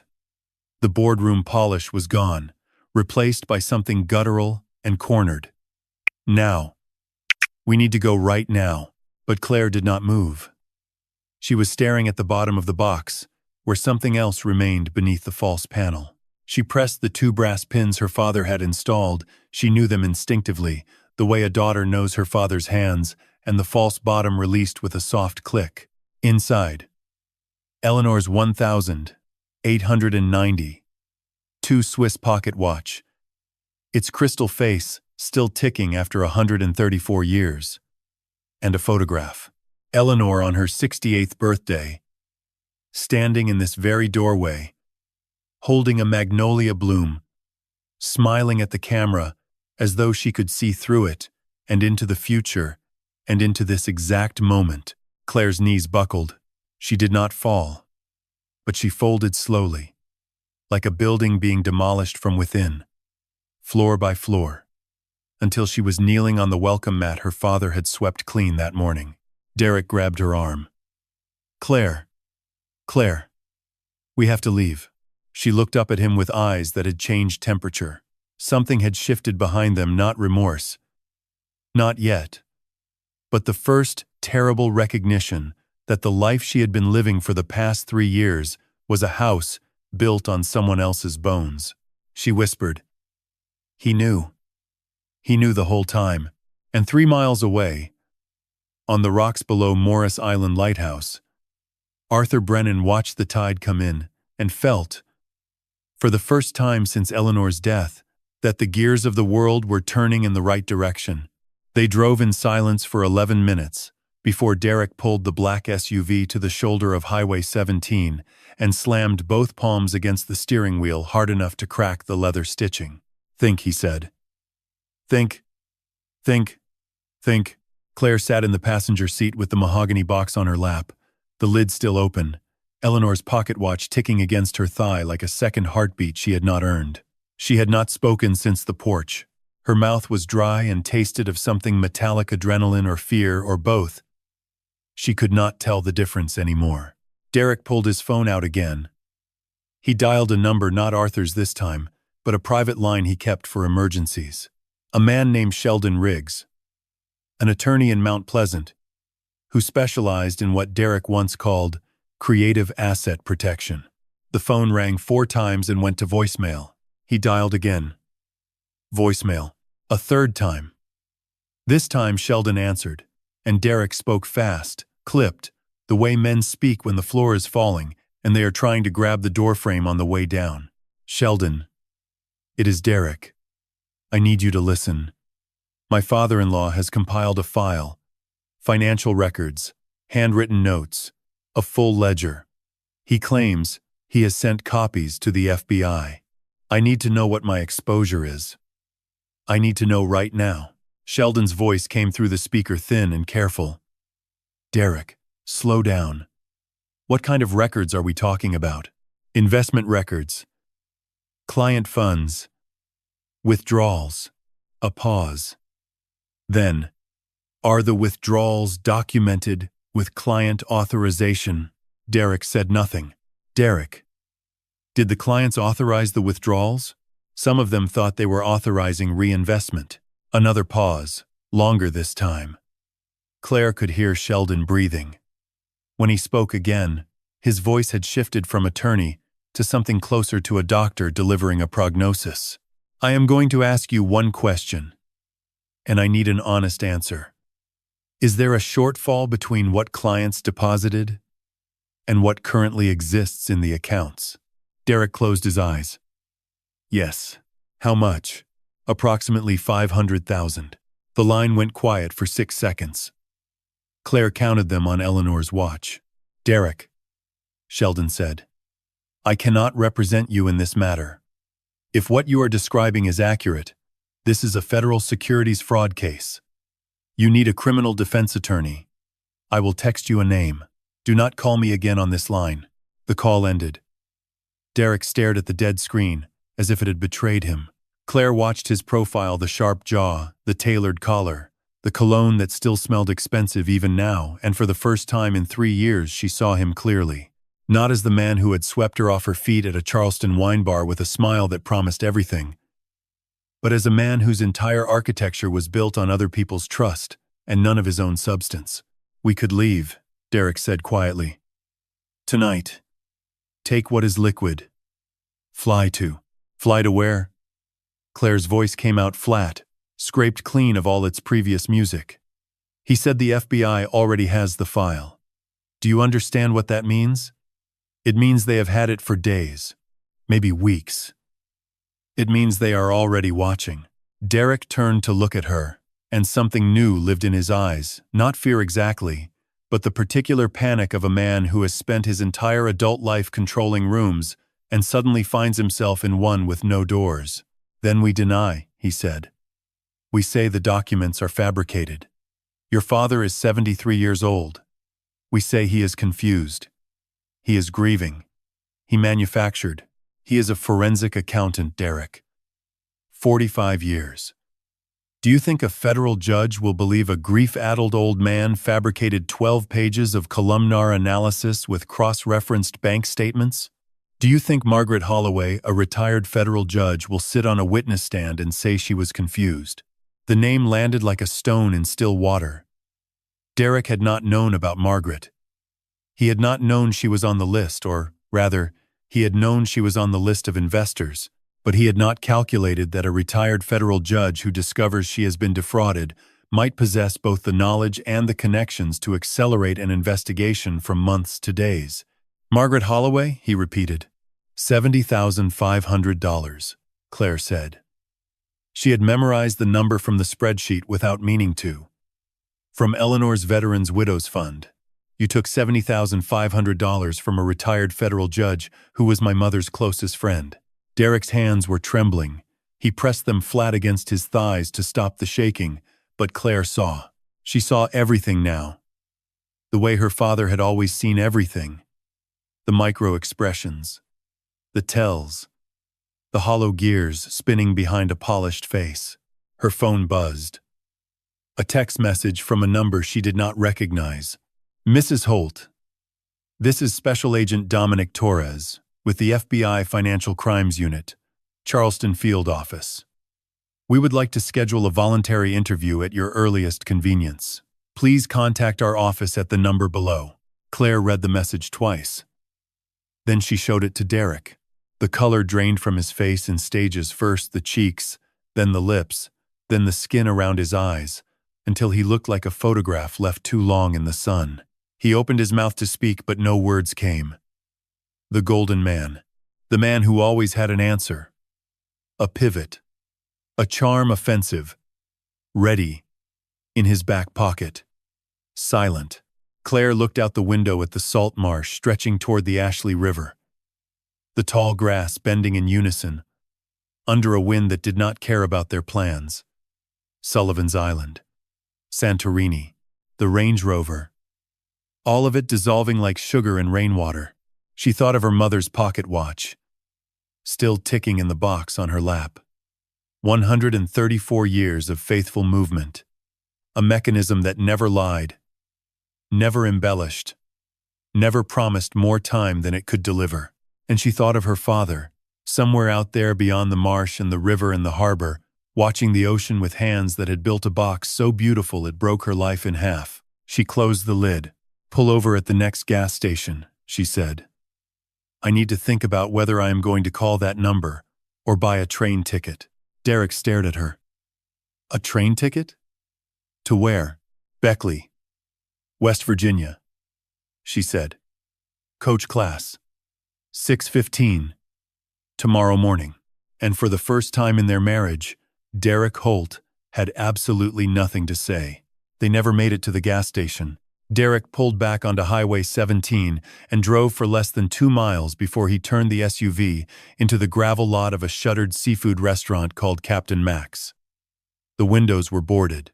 The parking lot was empty except for a rusted dumpster and a pelican perched on a broken piling, watching them with the indifferent patience of something that had seen worse. Derek killed the engine. The silence between them expanded like a living thing, filling every corner of the vehicle until it pressed against the windows. Give me your phone, he said. Claire looked at him. Why? Because I need to think clearly. And I cannot think clearly if the FBI can track your device to my location. Your location?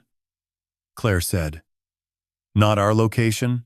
Derek did not answer. He was already constructing something behind his eyes. She could see it.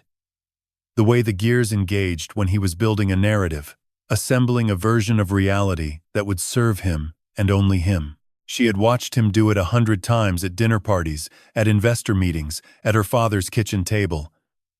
But she had never before been the one he was building the narrative against. "Derek," she said carefully, "what are you thinking?"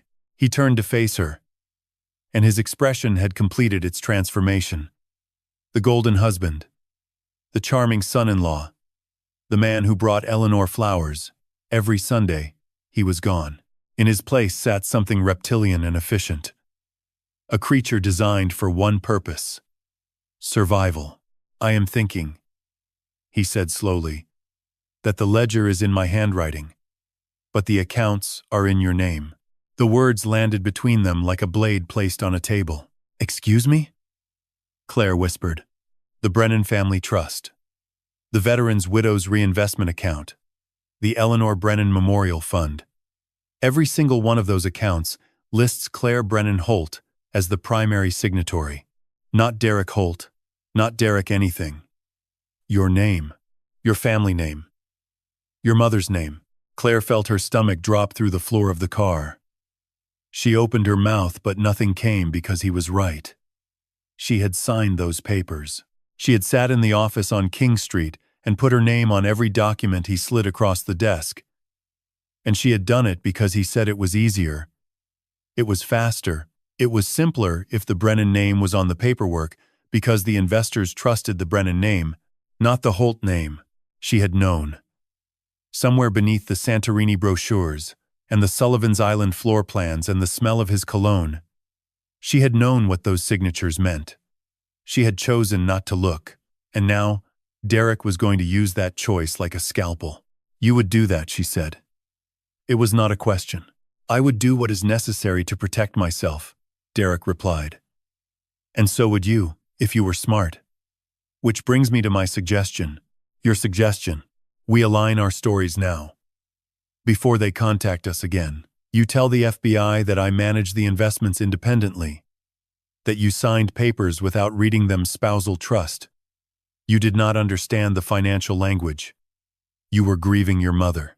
And I tell them that you brought me the client list, introduced me to the widows, facilitated the introductions under your family name."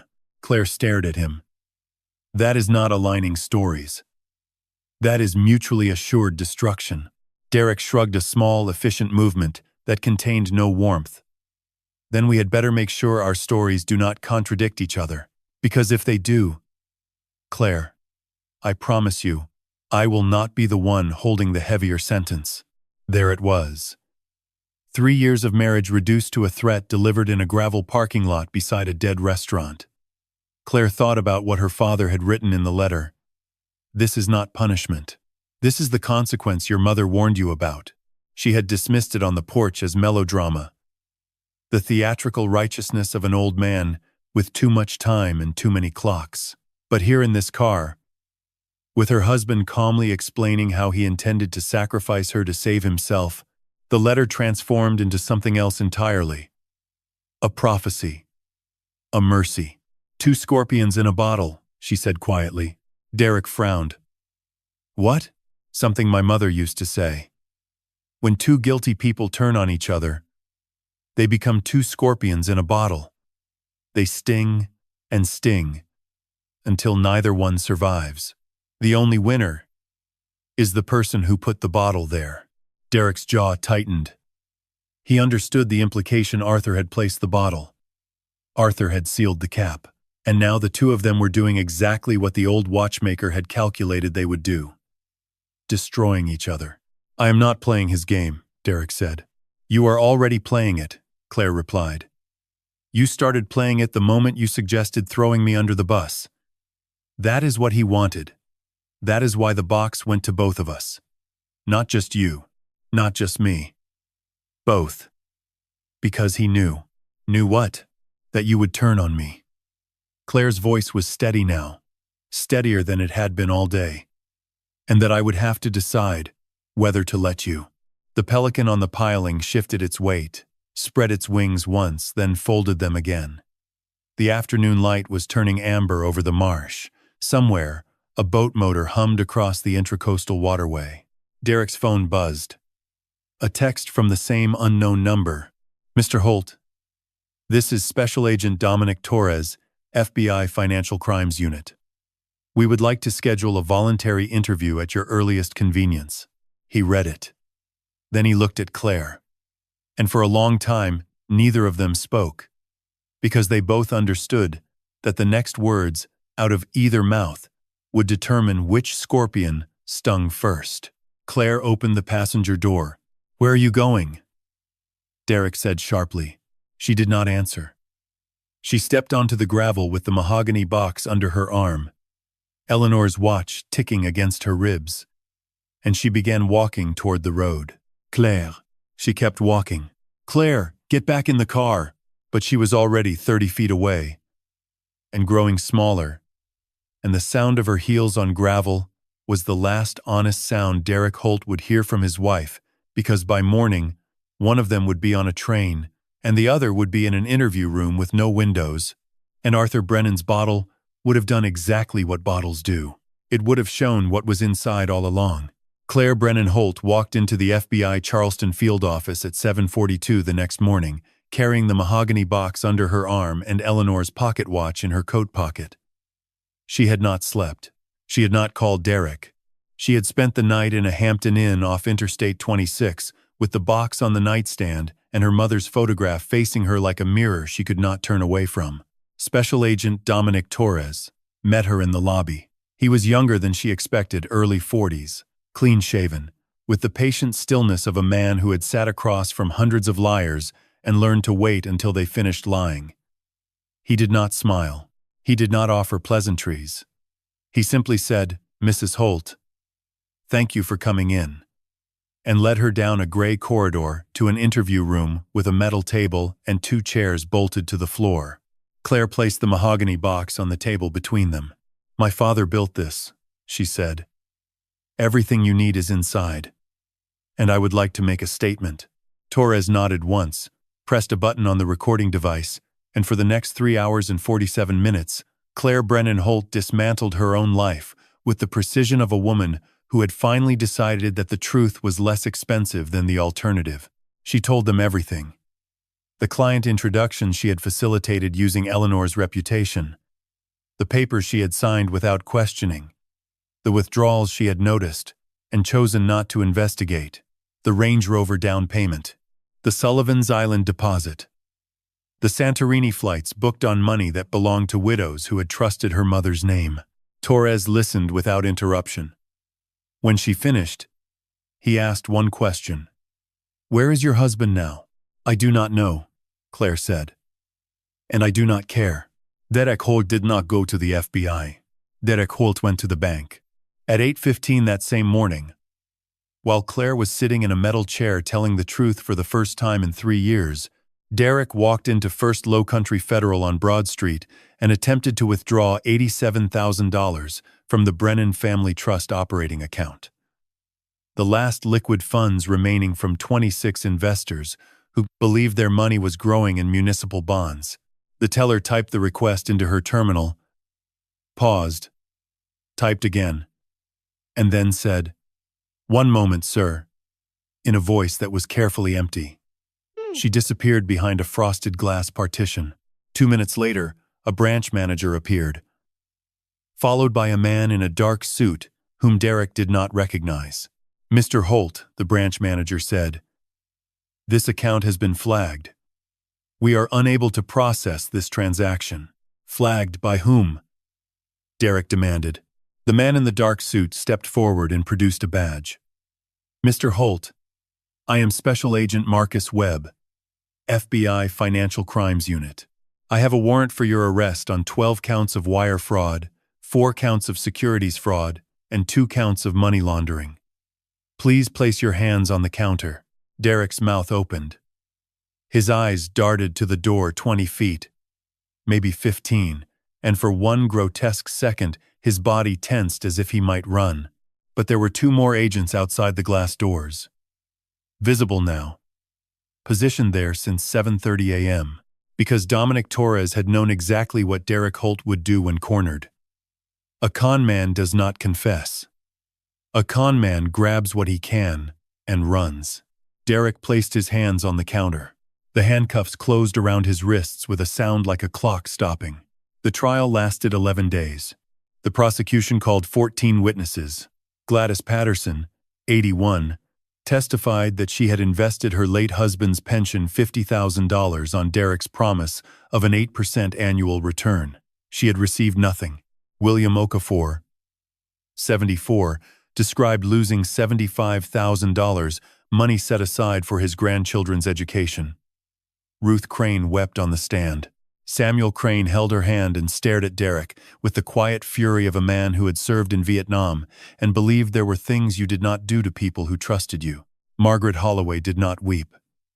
Margaret Holloway sat in the witness chair with her spine straight and her voice level and delivered her testimony, the way she had once delivered verdicts with absolute clarity and no mercy. She described the $70,500 taken from the Eleanor Brennan Veterans Widows Fund, an account she herself had helped establish after Eleanor's death. She described discovering her own name in Derek's ledger. She described the phone call to Torres, and then she said, "Arthur Brennan is not here today because he asked me to be his voice. So I will say what he would say." This man, she pointed at Derek with the same finger Claire had once pointed at Arthur, did not steal money. He stole time. He stole the years these widows had left. He stole the security that allowed them to sleep at night. And he did it, wearing the name of a woman who spent her entire life protecting them. The courtroom was silent. Arthur Brennan was not present at the trial. He had given his deposition by video from an undisclosed location. His face steady. His voice the same low, measured tone that had narrated 45 years of forensic truth. He did not look at the camera with anger. He did not look with sadness. He looked the way a watchmaker looks at a clock that has finally been repaired, quietly satisfied that the mechanism is working as it should. The sentencing came 6 weeks later. Derek Holt, 14 years federal prison, no parole eligibility for 10.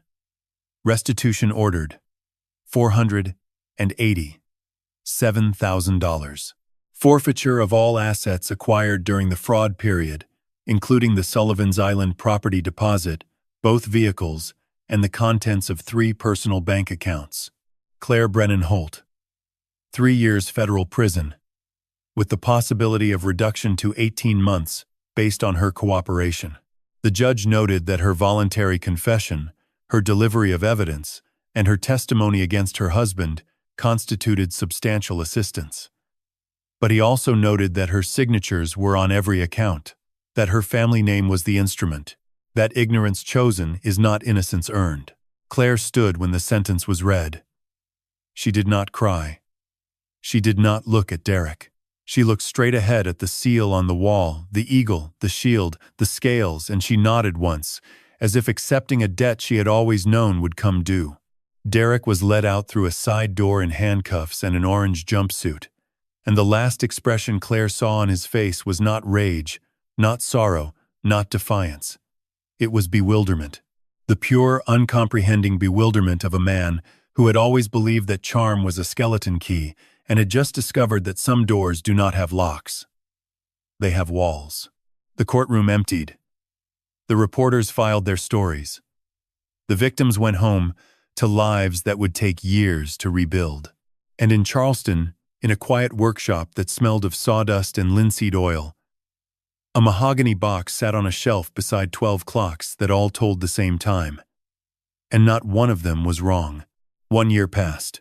Arthur Brennan did not count the days the way he once counted columns of numbers, but he felt them, each one arriving like a tide, pulling something old away and leaving something new in its place. The grief did not disappear. It never does. But it changed shape the way water changes shape when the vessel is different, and Arthur had spent the last 12 months building a new vessel. He moved back into the Charleston house in February, 3 months after the sentencing. The clocks were still there, all 12 of them, each one running, each one faithful.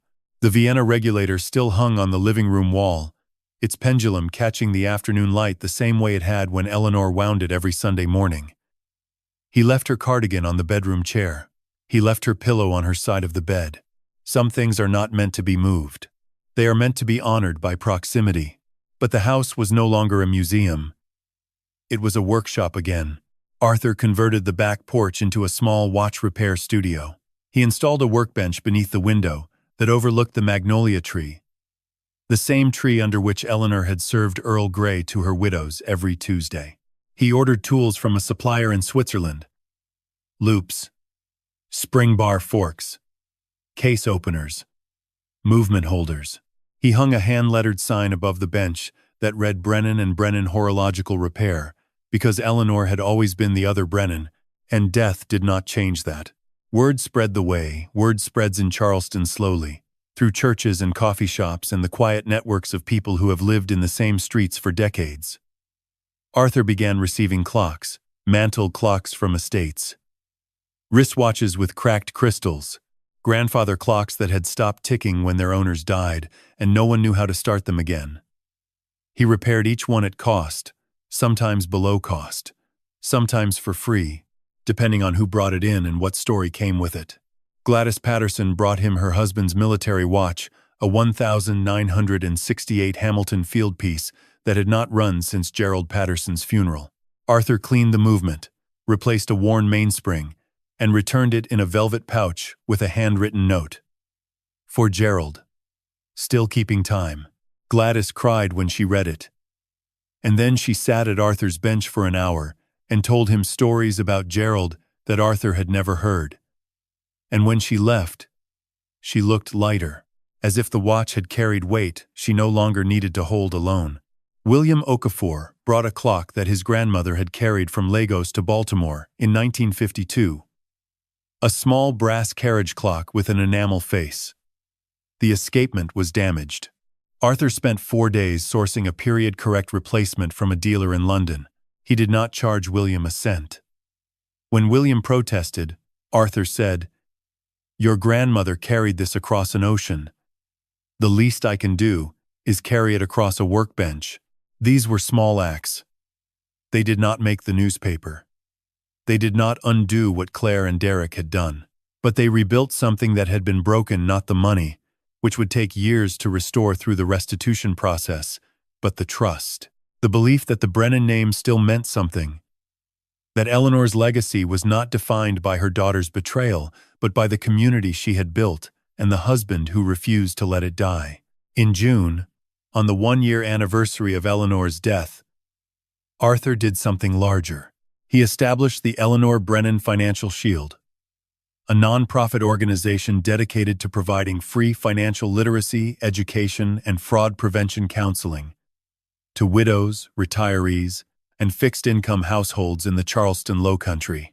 Margaret Holloway agreed to serve as board chair. Torres, now transferred to the Columbia office, wrote a letter of support that Arthur framed and hung beside the workshop sign.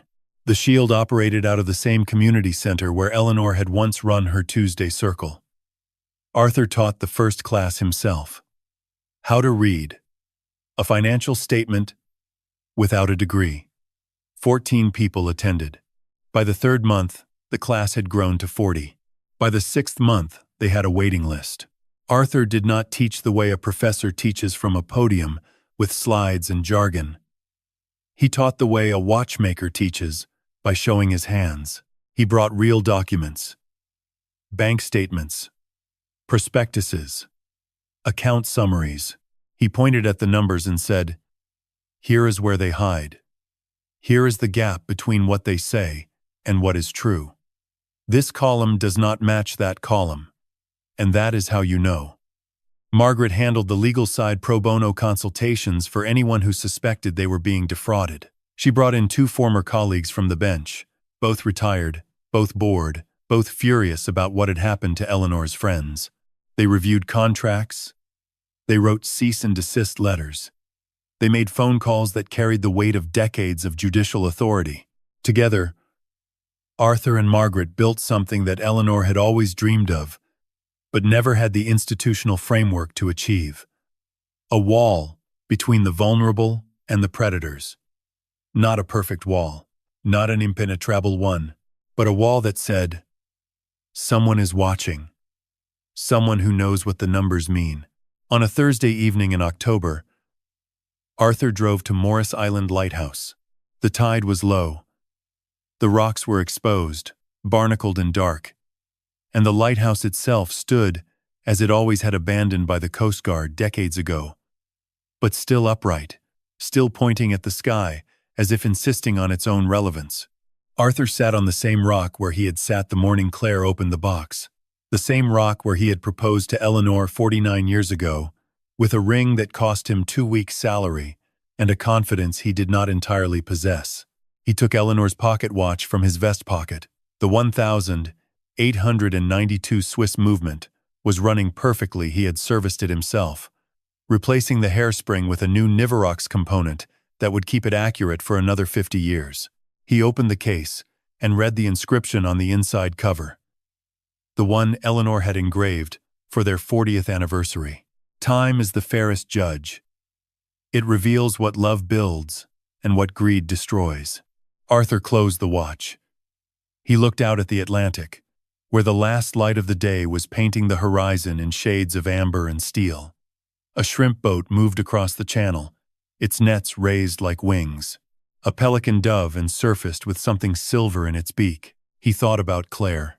He thought about her every day, not with anger, not with the satisfaction of revenge accomplished, but with the specific grief of a father who had loved his daughter and lost her not to death but to choice. She was 18 months into her sentence at a minimum security facility in Alderson, West Virginia. She had written him twice. He had read both letters. He had not yet replied. He did not know if he would. Some clocks, once stopped, cannot be restarted, and some can. The watchmaker's craft is knowing the difference.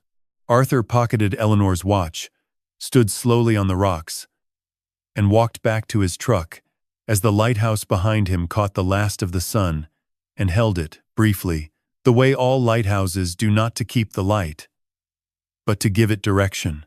On a morning in November, Arthur Brennan sat at his workbench with a cup of Earl Grey tea cooling beside his elbow, and a letter he had not yet decided to send lying face down beneath Eleanor's pocket watch.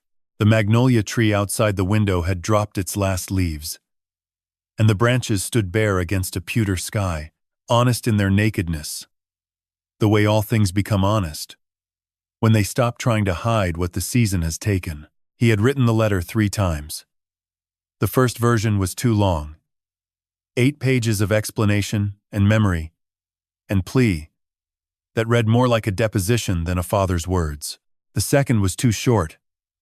3 lines that said nothing, except "I received your letters and felt like a door slammed from a great distance." The third version, the one beneath the watch, was 11 sentences. He had counted them the way he counted everything. Precisely. Without sentiment for the number itself, only respect for what it contained. 11 sentences to a daughter in a concrete room 400 miles away. 11 sentences that had taken him longer to write than the evidence letter he had placed in the mahogany box, because the evidence letter was built on facts, and facts are easy. They sit still. They do not ask to be forgiven. They do not carry the weight of a child's first laugh, or the memory of teaching a 4-year-old to wind a mantel clock, or the image of a girl in a white dress walking across a stage to collect a diploma while her mother wept. With pride in the 3rd row, Arthur picked up the letter and read it one final time. "Claire, I received both of your letters. I have read them more than once. I am not writing to punish you with silence, or to demand contrition. I am writing because your mother would have written, and I am trying, every day, to be the man she believed I was. I do not forgive you yet. I want to be honest about that. Forgiveness is not a switch. It is a mechanism slow-moving, requiring maintenance, and sometimes requiring parts I have not yet found, but I have not stopped loving you. That is a different mechanism entirely, and it does not require my permission to keep running. When you are released, There will be a room in this house with your name on the door. Not because you have earned it, but because it was always there. What you do with it will be your choice. The magnolia is bare today. It will bloom again in spring. That is not a metaphor. That is just what magnolias do. Dad, he folded the letter into a plain white envelope, wrote the address of the federal prison camp in Alderson, West Virginia, and placed a single stamp in the corner. He did not add a return address. She would know. At noon, Arthur walked to the community center for the Tuesday class. Eleanor's class, as he still called it in his mind, even though Eleanor had been gone for over 2 years and the students who filled the room now had never heard her voice. He carried a stack of printed bank statements, anonymized samples he used to teach pattern recognition, and a thermos of coffee that Margaret Holloway had dropped off that morning with a note taped to the lid. Decaf. You are 74 now. Act like it. The class had grown again. 52 people sat in folding chairs arranged in a half circle, their faces spanning 3 decades of age and a dozen shades of experience. Some were widows from Eleanor's original circle women who had lost money to Derek and were slowly recovering it through the restitution process. Some were new. Younger retirees, veterans, a small business owner from James Island who had heard about the Shield on a local radio program and drove 40 minutes to attend. Arthur stood at the front of the room without a podium, without slides, without any barrier between himself and the people who had come to learn what he knew. He held up a single sheet of paper, a mock investment statement, and said, "This document is lying to you. By the end of today, every person in this room will be able to tell me exactly where the lie is, exactly how much it costs, and exactly what question to ask that will make the person who wrote it very uncomfortable. That is what we do here. We learn to read what they do not want us to see." A woman in the second row, Gladys Patterson, 82 now, her silver hair pinned neatly beneath a lavender hat, raised her hand and said, "Arthur, you say that every week and every week I catch more lies. When does it end?" Arthur smiled. It was not a wide smile, not a performative one, but a real one, the kind that lives in the eyes more than the mouth. "It does not end, Gladys. That is the point. They never stop trying. So we never stop looking." After class, Arthur drove to the post office on Meeting Street and mailed the letter to Claire. He stood at the counter for a moment after the clerk took the envelope, watching it disappear into the sorting bin with all the other white rectangles containing all the other human hopes and failures and ordinary transactions, and he felt something release in his chest. Not resolution, not closure, but the particular relief of a decision finally made after months of deliberation. The letter was gone. It would arrive in 2 days. Claire would read it, or she would not. She would understand it, or she would not. Arthur had done the one thing he could do. He had told the truth, offered a door, and stepped back. He walked out into the November air. Charleston, in autumn, smells of salt and wood smoke and the faint sweetness of decay that is not sad but cyclical, the earth composting itself into next year's growth. Arthur buttoned his coat, adjusted his collar, and walked south on Meeting Street toward the waterfront, where the harbor opened wide and gray beneath a sky that promised rain, but had not yet delivered. He thought about Eleanor. He thought about her every day. But today the thought was different, lighter, less like a wound, and more like a conversation, continued across a distance that was vast but not infinite. He could hear her voice in the way the wind moved through the palmetto fronds, in the rhythm of his own footsteps on the cobblestone, in the ticking of her pocket watch against his chest. She was not gone. She was simply keeping time in a different room. He reached the battery and leaned against the seawall, looking out at Fort Sumter across the water, its dark shape sitting low against the horizon like a period at the end of a very long sentence. The harbor was calm. A sailboat moved slowly toward Sullivan's Island, its white canvas catching what little light the clouds allowed through.